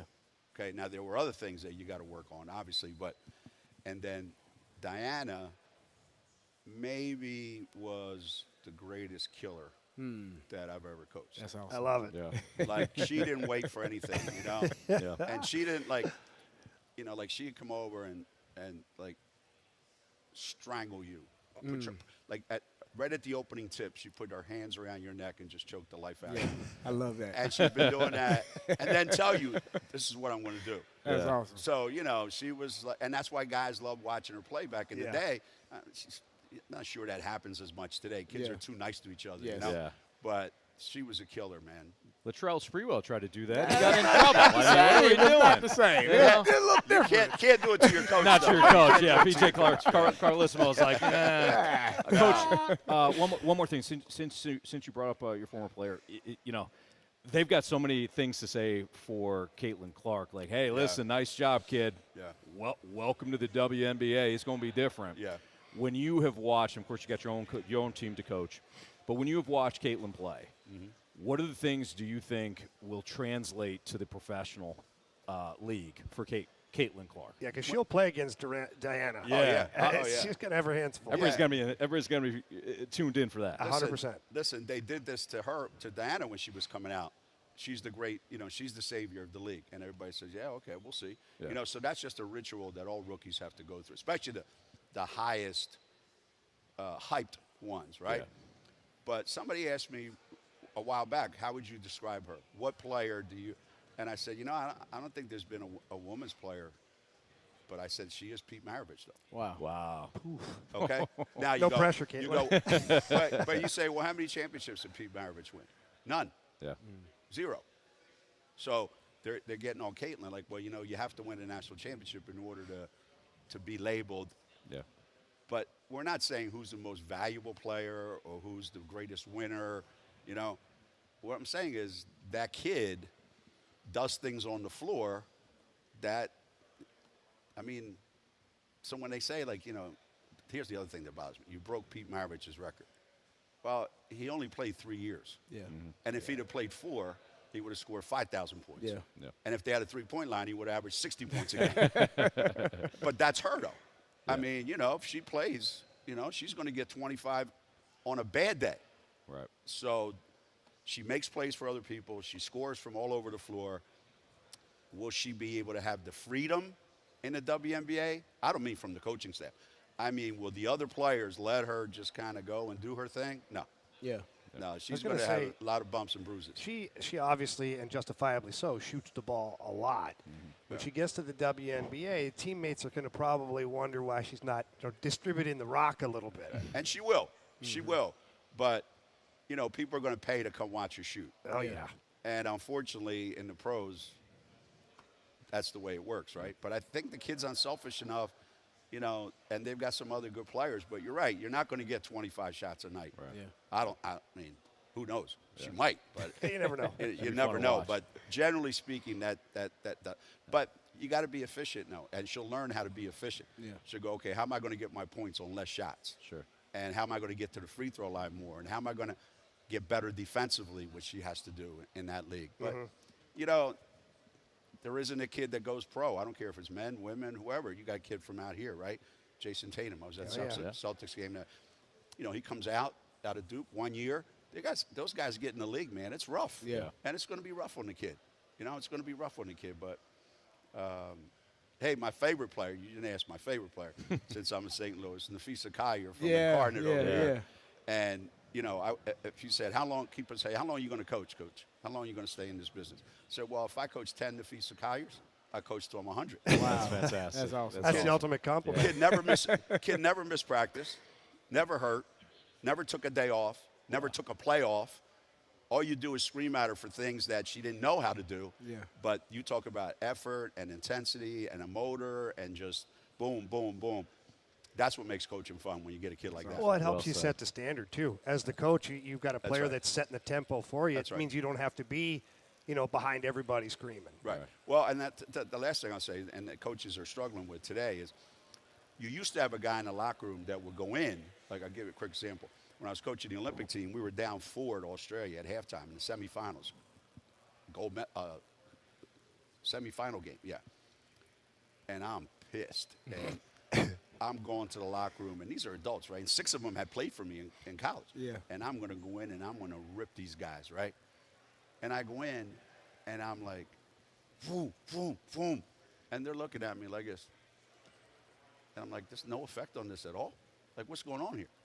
And then I found out later, Sue Bird and Tarasi had walked in there and had already done that. You were round 2. I was round 2. Yeah. So they're like going like this. Why are you telling us this? Yeah, we already know. So when you have guys like that, to me, that's how you win. Yeah, and if you don't have guys like that, I don't care what sport, you ain't winning. Yeah. You got to have a team that's coached by the players as much as – now, the right players. Right. You've all seen teams that are coached by the wrong guy. Yeah, you got to have the right players dragging you into the battle, not dragging you out. That's right. That's right. Coach, we can honestly talk to you for another hour, No, it's but fun. we know you got a great night ahead of you, so congratulations on the season. Thanks for having me. And Thank really, you, I appreciate it. UConn basketball overall, because I think the men's did okay, too. Thank you. So, well, yeah. Now they're talking to us like these guys won 2 in a row. I'm like, yeah, guys, that's really good. Take some of the pressure off of us, but enough's enough now. Let's not get carried away. I love the competitive fire. Thanks, Coach. See you guys. Enjoy your night, Thanks. for sure.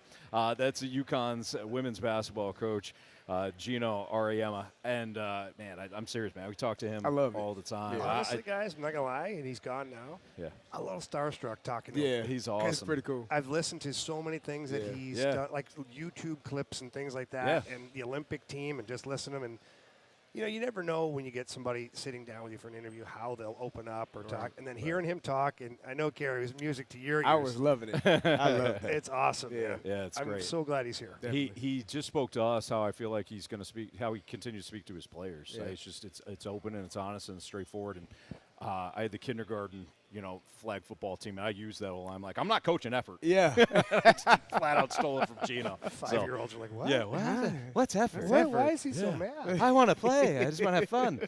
It's a Fast Lane on 101 ESPN. I'm sure we'll continue to do more interviews, or we'll do a sports six-pack, or how about this? More sports next on 101 ESPN. 101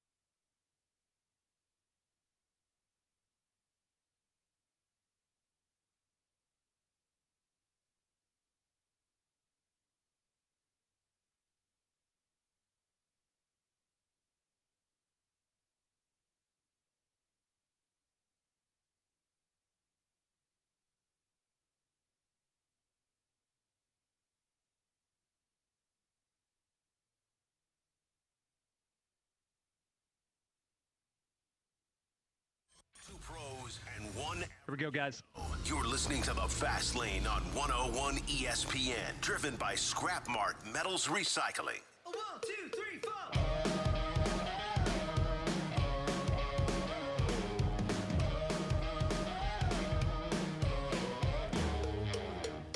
It's Fastlane on 101 ESPN with Jamie Rivers, Carey Davis. I'm Anthony Stalter, and we're pleased to be joined by the men's freshman of the year. It's Reed Sheppard from Kentucky. What's up, Reed? What's up? How are you guys? Appreciate you guys having me on. We appreciate you being here. So, Reed, again, freshman of the year from Kentucky, and you're from London, Kentucky. When you said London, I'm like, I'm not picking up the accent. And then you clarified because you saw the confused look on my head.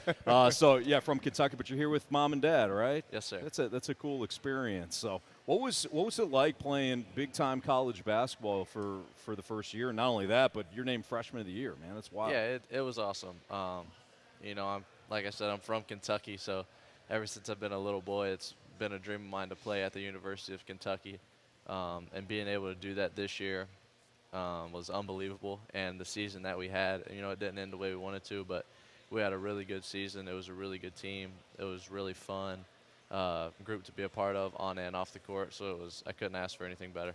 Reed, I grew up in Ottawa, Canada, ended up playing for the Ottawa Senators in the NHL, but it was much further along in my life, pro career.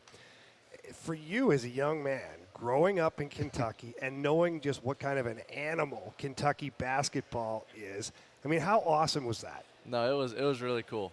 And that's the thing that I like to tell people is all the fans, we got crazy fans, they're crazy passionate, right? But when all the little kids come up to me and my parents wanting pictures and talking to us, I was that kid when I was a few years ago. That was me walking up to all the Kentucky players and the coaches and trying to talk to them and get a picture with them.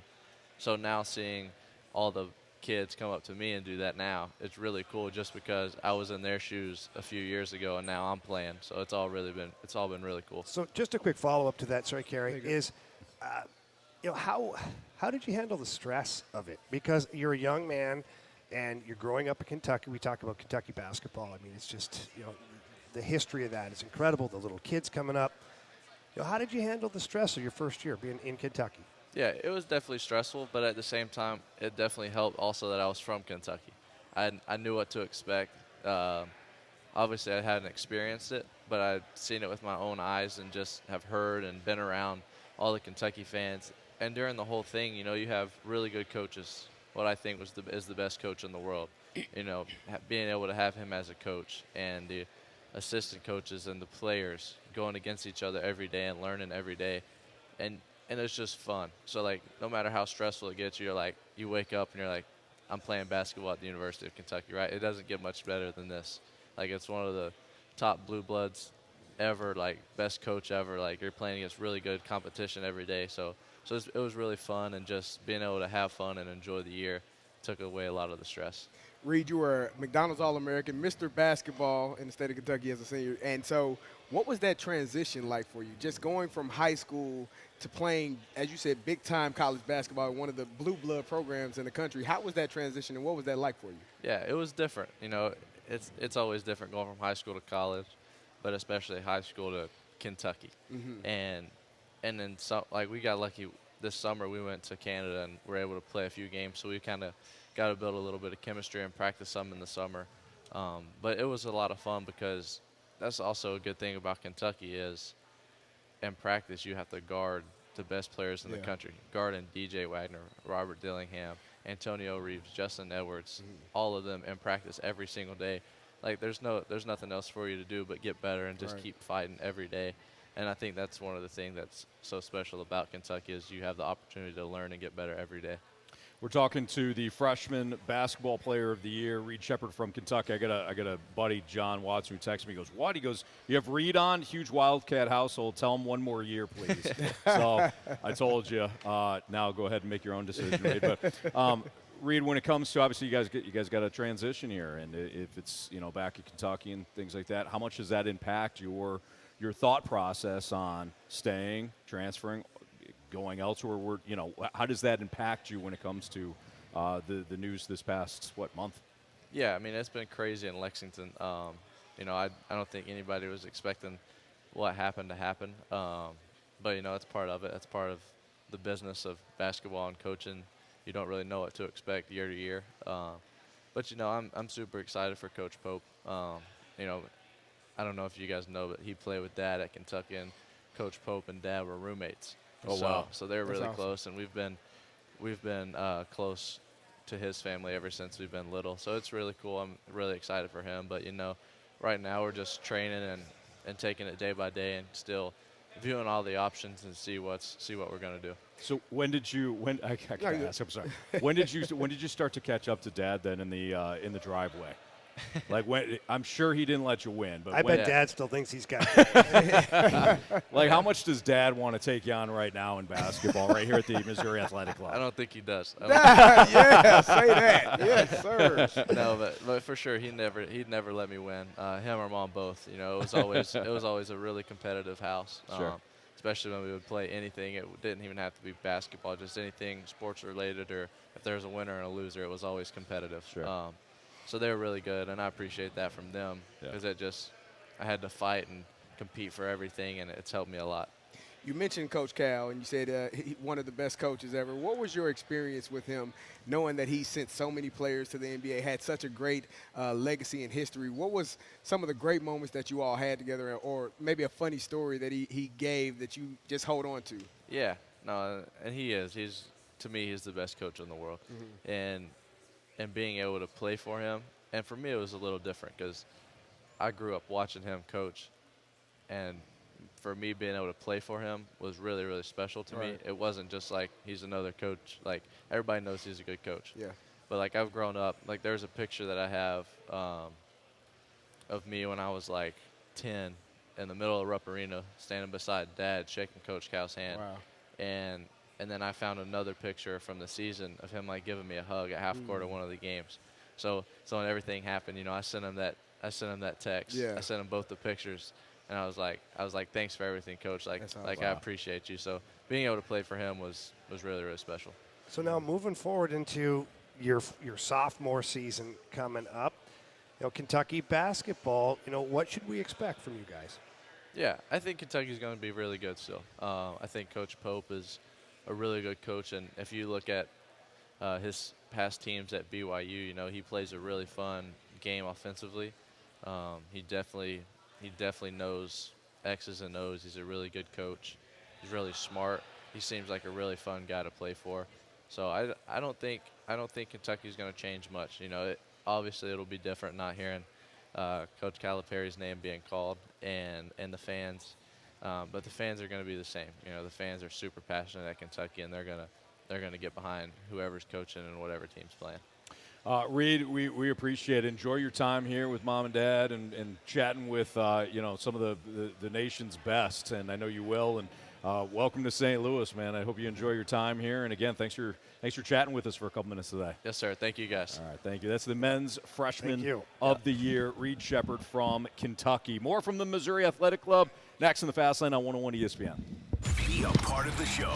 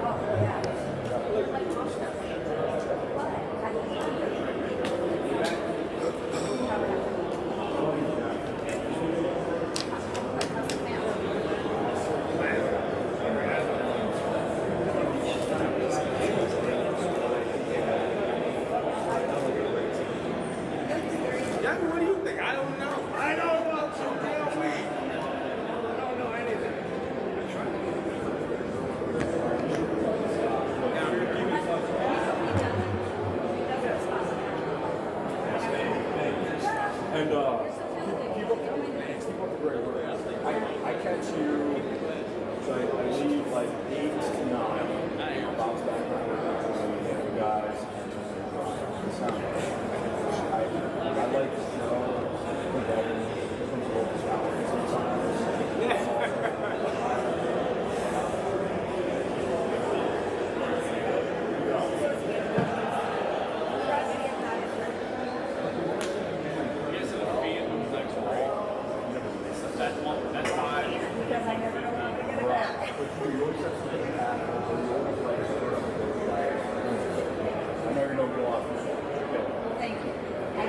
Take care, Michelle. See you, Michelle. See you. Did you read Jeff? Yeah. Fan that fun. Dude, that first fan that was hilarious. I looked over and you guys were still talking. Like, which one we had? I'm like, faster. Okay. Here's like, like, just go. I'm like, I don't have that one. He's like, all right, here.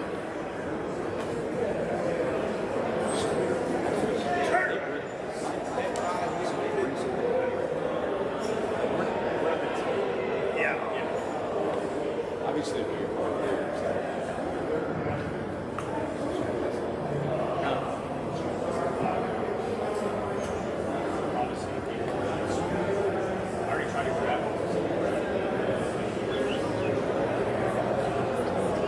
so we're a break line, right? Okay, so now we're back on. So I think we're in the 6-5.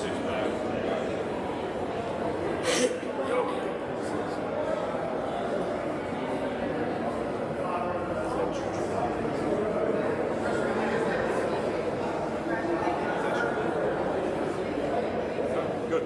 We're in it together, Mike.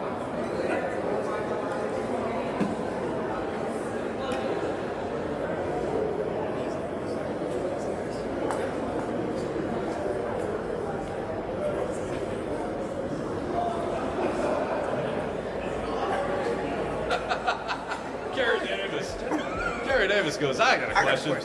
We're live from the Missouri Athletic Club for the College Basketball Writers Association Awards. You know, Bradford, I'm not even going to waste time. Just go for it. Question 1, please. Question number 1. Carey Davis. My question is, why can't we win the final game of the series? Well, Marsh says against the Oakland Athletics. What's our record? Are we under 500 again? Yes, we are. Yeah. Explain to me. Should there not be a level of frustration? Am I by myself? No, you're not by yourself. There should be a level of frustration. Yes. Oh, you guys were just fine earlier today. Pitching just fine. The Cardinals are just fine. They won. That was at 2:30. The game started at 2:37, Jamie. I know. Just saying. They won last night. Good. You're going to have to control these emotional It's a roller coaster. You guys have to worry about it. The only way I can do it is to cut it off completely. Well, don't do that. Don't do that, Carey. Cut off the emotion. I've seen that happen before. What are you cutting off? It's not ready. Listen, like cut they off have the things that can help emotion. after, but The Cardinals. It's the Cardinals losing, not worth that. Seriously, like I know you're passionate, but hold it. You're right. I take it back. Question 2, please. Question number 2. From the 217, have you guys ever missed or come close to missing a team plane? Team play. Not the team play.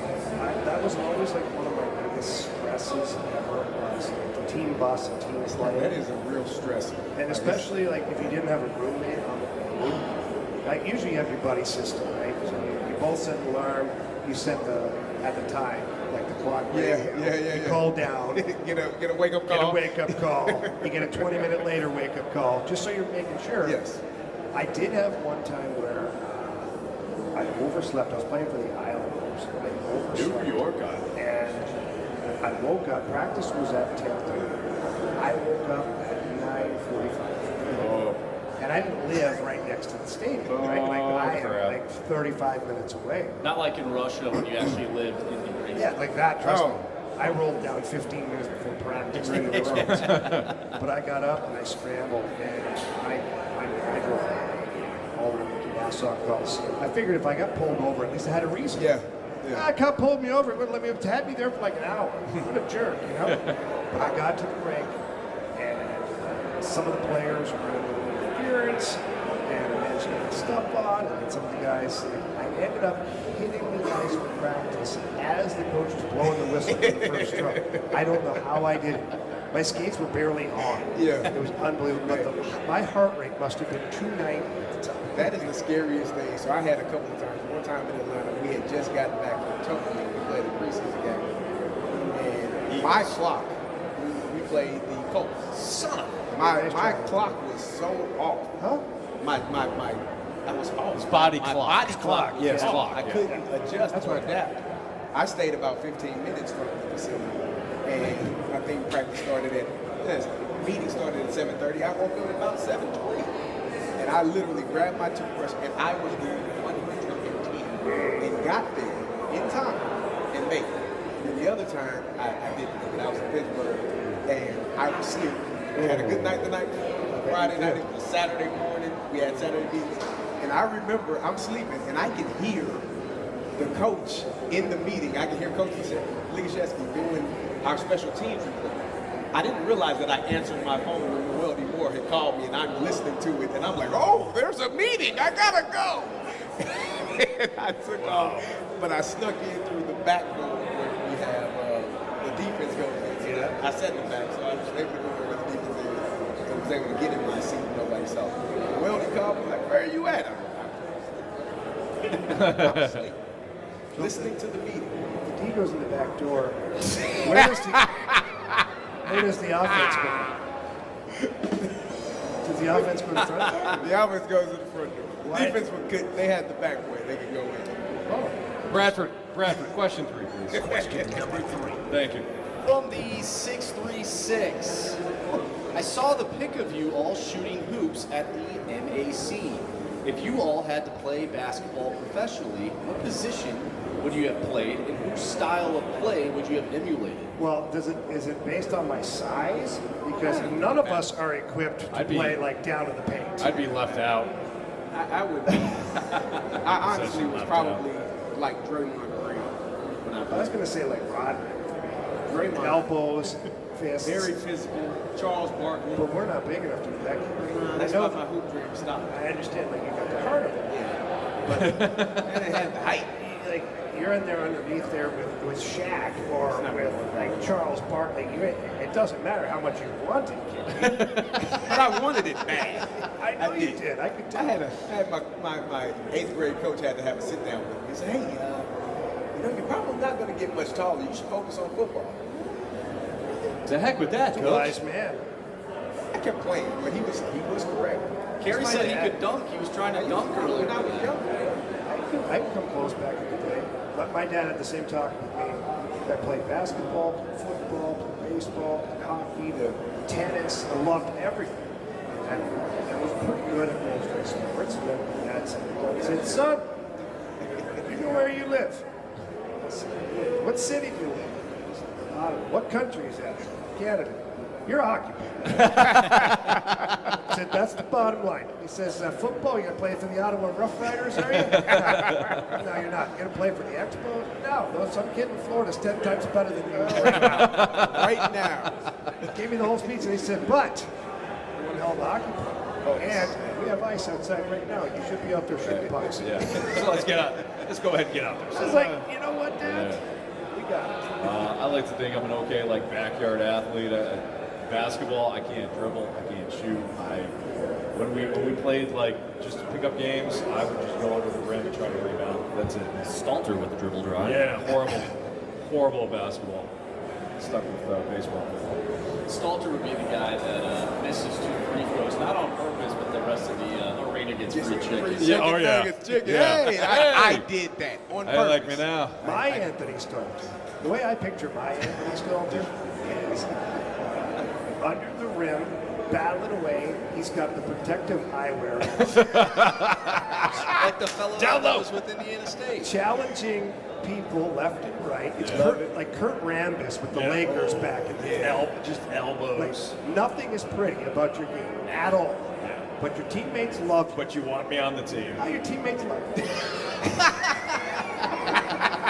Honestly, he's a glue guy. Yeah. A solid glue guy. If I didn't know Anthony and he walked in with that polo and it didn't say 101 ESPN, I thought he would be a coach. Yeah. defense. Yeah. Pacing down He was barking at Carey too. I was, yeah. They call that rotation on the ball. It sucks. Triangle. Just trying to have some fun now. I'm just trying to squeeze the talent out of you guys, you know? No. Ted Lasso. Yeah. Definitely with the headbands and the 6'3". Oh yeah, definitely. And the high knee socks. High knee socks. Absolutely. That's totally in style. Oh, sure. The kids nowadays wear the knee-high socks. I'm like you guys are like dogs. What are you talking about? I'm like, what about? They're like, Dad, you're such a boob. You and your short socks, Jamie. Yeah, right. I'm like, Your look at my no-show- wardrobe. Your no-show socks. And I'm like, I'd like to think my wardrobe is pretty good. Yeah. The tube socks are back. That's for the kids. Well, tube socks were always good. Question number 4. From the 636,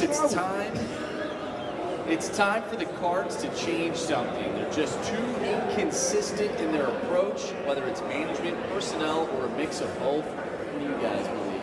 Think we need to switch some personnel up? Yes. What personnel can you switch? What are you switching to? What are you getting rid of? What are you moving? And what are you moving? 618. Get rid of Mosela. All right. See? Yeah. What does that have to do with the people on the field? You know.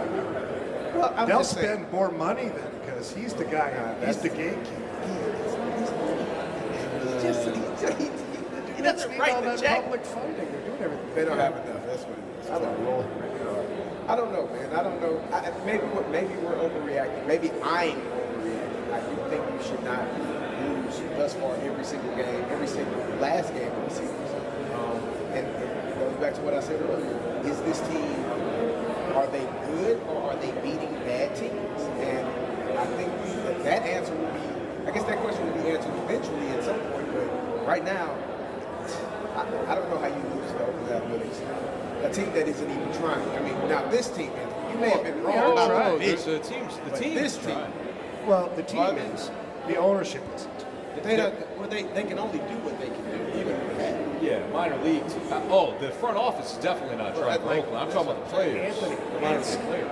it's like drag racing in V8 category, but you're driving a 4-cylinder.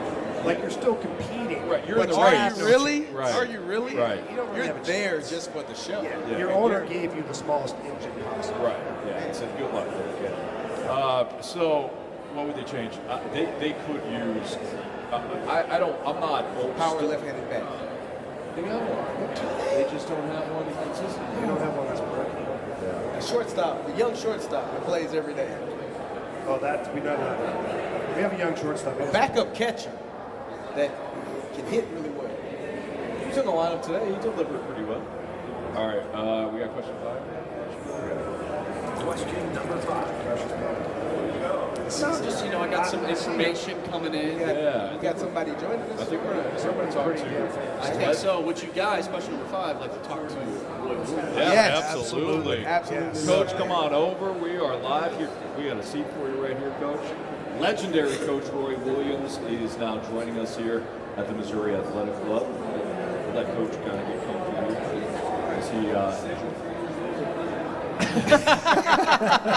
I don't know if the mic picked up on it.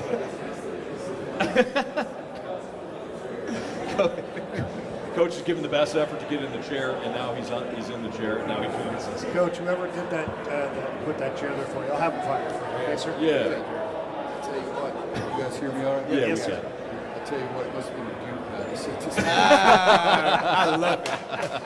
And Still you know scrapping. what? I love it. So he's a fantastic young man, but Reed Sheppard, the men's freshman basketball player, at least was a Kentucky kid. I don't know if that's. I tell you, I like girls who played, and I'm so old. I don't know if his dad played too. But Reed is, I wasn't thinking, it's Mississippi State, he made the last shot right at the buzzer this year. Yeah, I'm a fan. I watch a lot of games. I don't watch cricket or anything like that. Sure.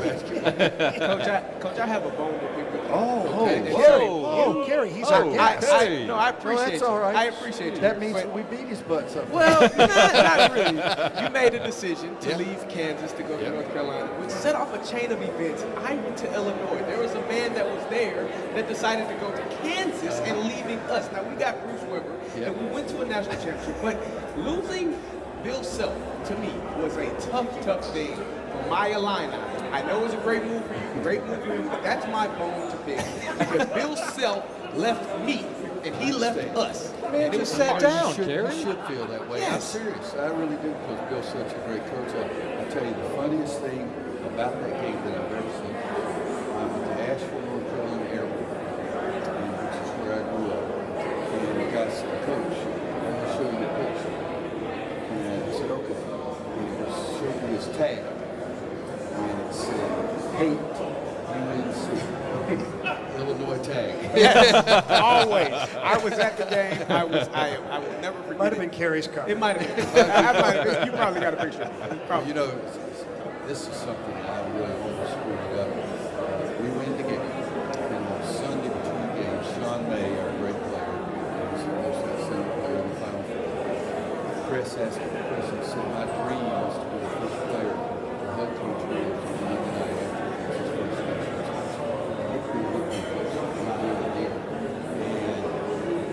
game, they shoot the ball. We had 75 seconds. They shoot the ball. This is Sean gets me. I look up. There's 2 seconds. I look back. Sean still got it. See people dressing. My assistants grab me and hug me. And then all of a sudden, sweaty, smelly. Sean May just wrapped me up. And I got so emotional and into the moment where all of a sudden, people laughed at it. They were trying to have fun.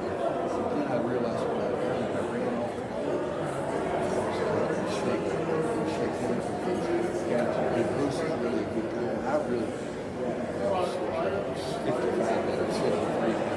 I went to take it off as fast as I could. Down to 3 guys. I was leaning back in the locker room. He said, what are you worried about? It's really the moment. I said, no. I said, I've been on that other bench too. And that was the moment everybody asked me what I was doing. I said, Coach, you talked about players, how to play or whatnot. As a coach at the collegiate level, especially when you were coaching, it's more than just being a coach. I mean, you are a father figure, or at least a relative. Like you're part of the family for them. Well, 2-part question. One, how hard is it to see certain players move on, whether it's in the business world, whether it be whatever it is, and then how often do you stay in touch with them? Oh, that part is not a problem. I mean, it's something that I love to see them go into and do those kind of things. On Father's Day, I get 50 or 75 text messages, happy Father's Day, those kind of things is what I coached. When I was in the 9th grade in high school, my high school varsity coach told some of my buddies after freshman year on the team, I thought I could be this coach. You have to know how to do it. And they were working hard work. And then my sophomore year, I told them I was a basketball coach. And I said, I saw that you were the same from spring. I said, it's okay. I said, I said, everything was up.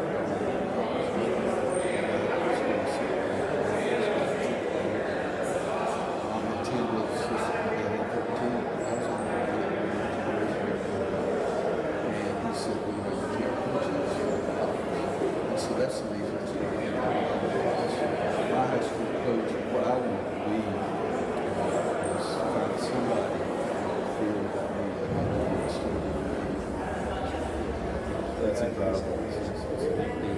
Yeah. I still talk to him. I talk to him last night. I talk to him last night. My wife doesn't really like him. Because he's the first person ever got me into the He's the person that got me into coaching, and he's the first person to teach me how to shoot crap. She said he's 0 for 3 as far as my wife. Oh, no. Legendary coach Roy Williams joining us right now in the fast lane. I got to ask you this, Coach. So I love watching documentaries about coaches to learn about how they adapted and how they changed. Throughout your career, in basketball, it's played on a court, there's only so much you can do. But throughout your career, how much did you change your philosophy when it came to the X's and O's? And when did you think about changing? Not a lot. Because when I played, when I was really good in high school, I was small team. I think we were down in the freshman year. I played on the freshman team in North Carolina. But I love to play fast. I love to because I have no speed. So we ran, I think we did 33 years of head coach. This is true. Some guy figured it out from there. So I love the fast pace. I love the NFL defense. If you're doing scores, I screwed it up. I know what it was. You know, so this is your guy. He's got 38 on it. If you didn't get 39, you're not playing anymore. So things like that I did change a lot. So, you know, the game changed dramatically when I was an assistant. We had a shot clock. And I remember Coach Smith called me 7:30. Shot clock. He said,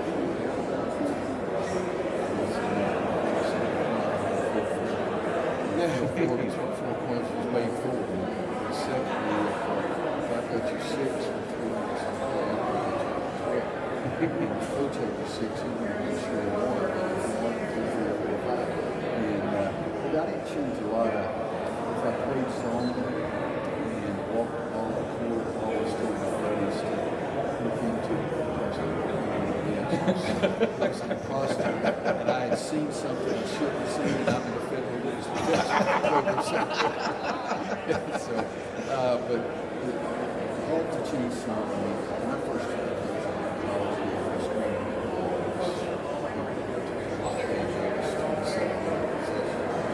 So those kind of things, nothing changed. Coach, what have you seen in the transition of the game? I think, you know, when you were coaching it, when I was a young man, you knew the players in the college basketball game because they were there 2, 3, 4 years.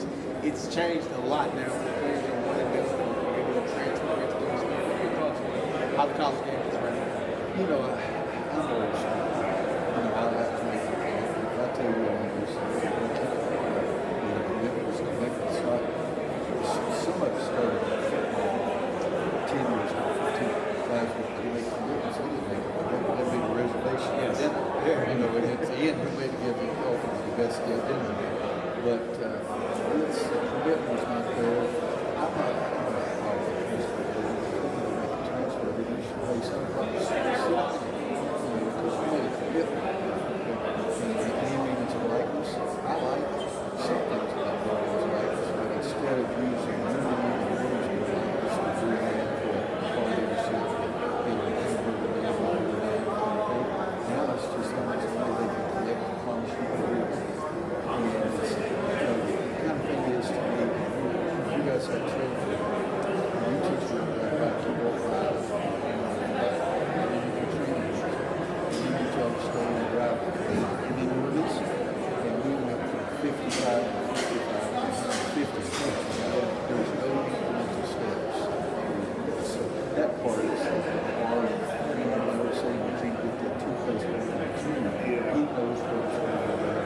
So, Coach, that's the NIL is something transferable. That's off the program. You sit back right now, you watch the collegiate game, you watch several games, obviously heavily. What has changed from our perspective? What the heck changed a lot? That referee steps in and sees through the ball.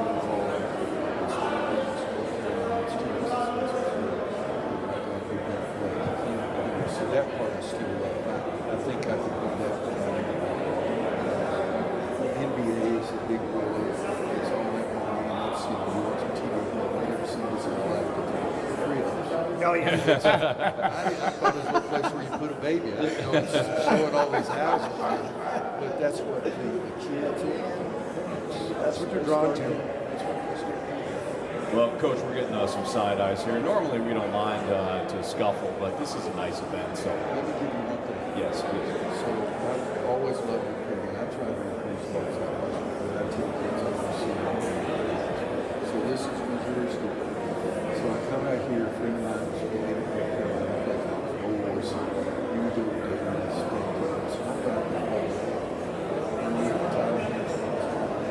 Sub-8. It's pretty fast. I go over to guys and guys come down. So that's the boys. He comes flying back over his comes up up to me. It's going off the fastest. Trying to get the proper glove and then get sleepy, so I'm trying to get the fastest. I have no excuse. He goes back.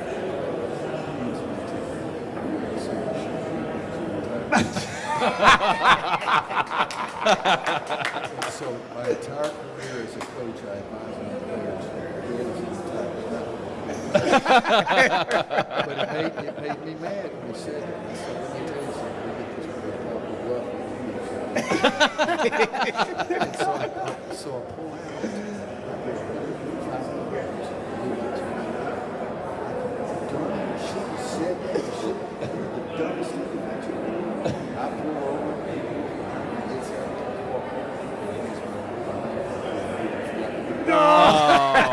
It scared me worse than any time in history. Coach, absolute pleasure. Thank you so much. Enjoy your night. That's legendary Coach Roy Williams here. I'm going to hold this chair, right? I don't want the fast lane to be responsible for Come on, Marcy, help us. Yeah. Incredible stuff. Thank you, Coach. Thank you so much. Williams here, Fast Lane on ESPN. All right, more incredible interviews with Sports X and the Fast Lane on ESPN.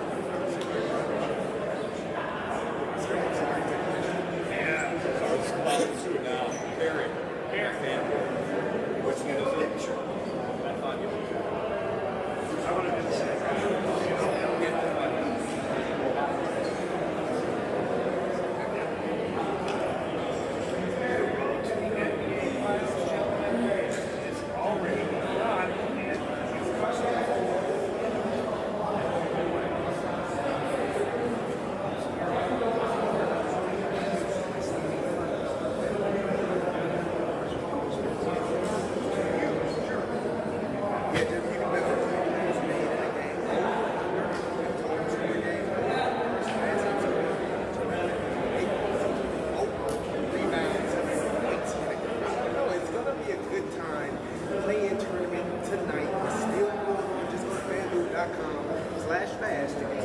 That's right, FanDuel.com/fast, and then you can bet the NBA with that no sweat same game parlay. Again, FanDuel.com/fast, and then you can make every moment more with FanDuel, the official sports betting partner of the NBA. Must be 21 or older and present in Illinois. Minimum three-leg parlay required. Control shoes on the spectrum. Expires 7 days after receipt. Maximum rate $5. Unless otherwise specified. Restrictions apply. See terms and sportsbook.com. Gambling problem with 1 kilometer. Hey, Bradford. Can you do me a favor? Can I do my Mosby right now?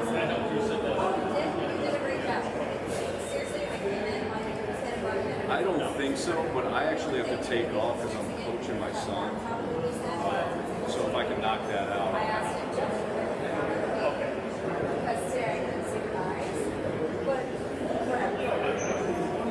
And it's Mosby, right?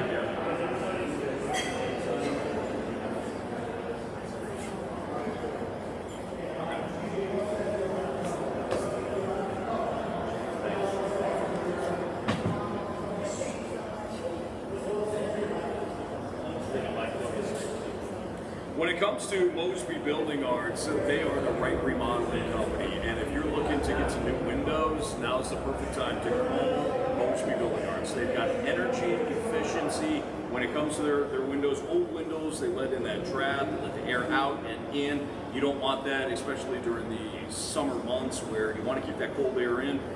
Getting yourself some new windows, now's the time to do so. Leaking windows, self-explanatory there. But more features, windows that are easy to clean, have screens, etc.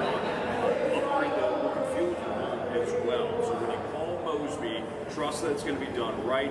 They work with a designer. You're going to work with a designer that's going to help pull everything together, make it beautiful. Expert craftsmanship, 10-year workmanship warranty. see. And they've got a great deal going on when it comes to either redoing some windows or remodeling your bathroom. They've got their spring refresh sales going on right now. You can save big time on a bathroom remodel or some new windows like I was telling you. Go with the right remodeling company. They are Mosby Building Arts. Give them a call, 314-909-1800 or visit callmosby.com. It's Mosby Building Arts, the right remodeling company. Thanks, Bradford. I appreciate it, man. Thank you. See you.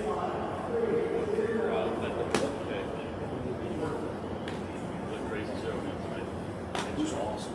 Yeah. I don't think they're doing back show. I don't think they've done back show.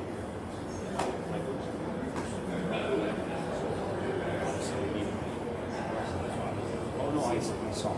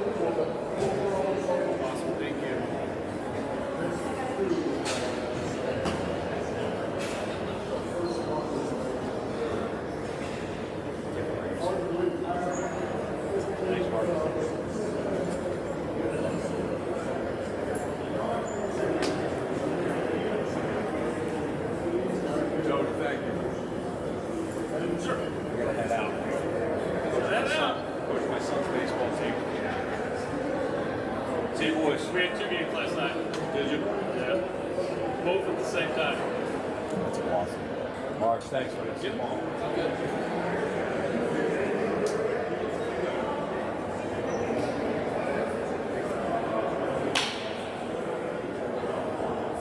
Yeah. See you tomorrow. Marcy, where are we going? We're done. We're done. And what time are we at? 55. Okay. So here's what I think we do. I think we just kind of recap. Yeah. All right. We have our investor points.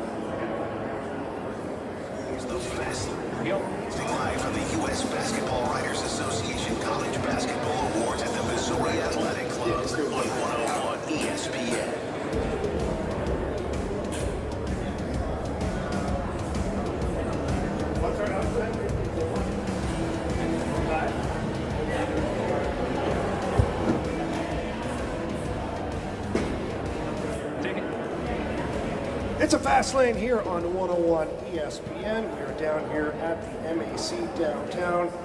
A great day. Carey Davis, you and I were both fanboying just a couple minutes ago. Yeah. Not ashamed either. No, not at all. You get one of the greatest basketball coaches, two of them, Geno Auriemma and Roy Williams. You should fanboy. I've been watching both of those coaches for years and their teams and the amount of success that they've had. Geno Auriemma is arguably one of the greatest women's basketball coaches ever, and Roy Williams is up there as well. So, yeah, you should fanboy. I find it interesting. Well, one, we had 4 great interviews today. If you missed any of that action or anything else here today on the Fast Lane, please go download the podcast, available on the website, all of that brought to you by Dobbs.com. And again, I found it interesting, especially with Coach Williams and Geno, just their demeanor and the way that old school mentality that is still able to work for them and what they look for in players. It's like the game has changed, but not that much for the successful programs. And you hit the nail on the head. The successful programs can still coach their players that way. They still buy in. They still do all of the things that are required and asked of them. And, you see some of these programs or some coaches that are doing their best to try to, I guess, I don't want to say coddle players, but sometimes that's what it becomes. And so those programs don't generally have success, whether it's in the professional ranking or if it's college. It's just, you have to have players that are bought in, that are willing to work hard, do everything that is asked and required of them, and then you generally win a championship or put yourself in a position for a championship. And so those coaches have done that their entire career. They didn't sway from anything and go in any other direction. If this is not how you want to play, if this is not the effort that you want to show, this is probably not the place for you, then that's okay. And you set a standard and you stick with it. I love that both of them talking about recruiting styles. Yeah. Because you look at such successful college coaches, whether it's female or male, basketball, football, whatever it is, and you think to yourself, okay, a lot of these guys just come in, they're the closers. Yeah. Everybody else has done all the heavy lifting. They come in, they shake hands, have dinner with the family, and it's done. Listening to Coach Williams talking about driving, pounding the pavement, going back and forth. Yeah. I mean, this is why those guys are so successful. Yeah, indeed. I mean, it is. It's just, on the road, showing up. I mean, it's very rare to get head coaches, whether it's football or basketball, to get on the road and drive. That's something that is generally for the assistants. Once I get to a certain level, I ain't getting on the road. But you're the guy who travels. But yeah, but when you're the head coach and you show up to a player's house, that lets you know that coach wants you. And that coach is willing to do what it takes to recruit you and make sure that you're in their program. I think that's the difference with them too. I think that the athlete realizes that the assistant coach or whoever is part of the program has been at several games, and then the head coach comes in for one, or the head coach shows up right at the infant stages of the recruiting. Right. Yeah. And says, hey, look, we got our eye on you. Yep. The guy's going to be around. I'll be back in 5 weeks. It means more when they are a part of the process. 100%. You wonder why some of these coaches have more success than others. It's for that, because they're going to show up and make sure that player knows we want you here. We want you to be a part of our program, and we're going to do what it takes to make sure that you are. It's pretty awesome. Again, we're down here at the MAC. Just an incredible day here for us in the Fast Lane to talk to all these people, see so many great athletes. And we didn't even talk about Reed Sheppard, freshman of the year. Yeah. I mean, just a well-spoken individual. Obviously comes from a family of basketball. We talked to Coach Roy. He said he coached his father. It's all this unbelievable stuff. So we had him. We also had Barry Hinson, which that was an intriguing conversation. NIL money and all that stuff. Again, if you missed that, please download the podcast. You won't be sorry. We had a lot of laughs here. I had a great day overall. Again, thank you to the MAC for their hospitality here. Every time we come here, they roll out the red carpet for us. First time for me. I'm happy to be here. Got to see some great people, and I saw our friend Michelle Smallman in the building. Yeah, Smalls is here, so it's always a great time. We had a great day today. And you get to shoot some hoops. Yeah. get to jump up and try and touch the rim. All sorts of childish things that we love to do. We love childish things. Awesome. All right, Marshy, it's time for Bet the Board here, buddy. What's the order of, did Stalter leave us one? Stalter left us one, so we're just going to go out of order today because he's definitely not in the lead. But he left us the Rays money line, so he's taking the Rays. What? Come on. That's why we need an order. Carey, that was good. Did you really roll the Rays? There's nothing else. Well, there is something else. What is there? The Blues over the Dallas Stars, baby. right. Your pesky Blues are going to go into Dallas, play half of their roster, and lay a beating on them tonight. Yeah, that sounds great. Yeah. I got the Blues, Marshy. All right, I'm going to go with, what do we got tonight? I'm going to go with Miami. No. Who? Philadelphia 76ers, -5.5 at home. Damn, I don't know that. 1 minute. All right, gentlemen, I am going with a team that Jamie ruined their franchise so much that they decided to leave the town. It might be their final game ever. That is the Arizona Coyotes. They're taking on the Edmonton Oilers tonight. Give me the Coyotes money line in their final game. Salt Lake, you're welcome. You're welcome. Marshy, we got 3 stars, quick? I think it's tough to go with the stars in different orders, but all of our guests today, Geno, Coach Williams, Reed Sheppard, we're going to give all of them the stars today. Gary Hinson, so each one of them gets a star. I love it. I give them 5 stars. 5 stars. 5 stars, baby. 5-star recruits in theme. You did good. I understand. All right, well, we had an awesome time down here today. We'll be back in the studio tomorrow to bring you the Fast Lane 2 to 6. Again, we thank the MAC, we thank all of our guests, and we thank you for listening. See you tomorrow. Trading your card at dealers. Bam. Thanks, Bradford.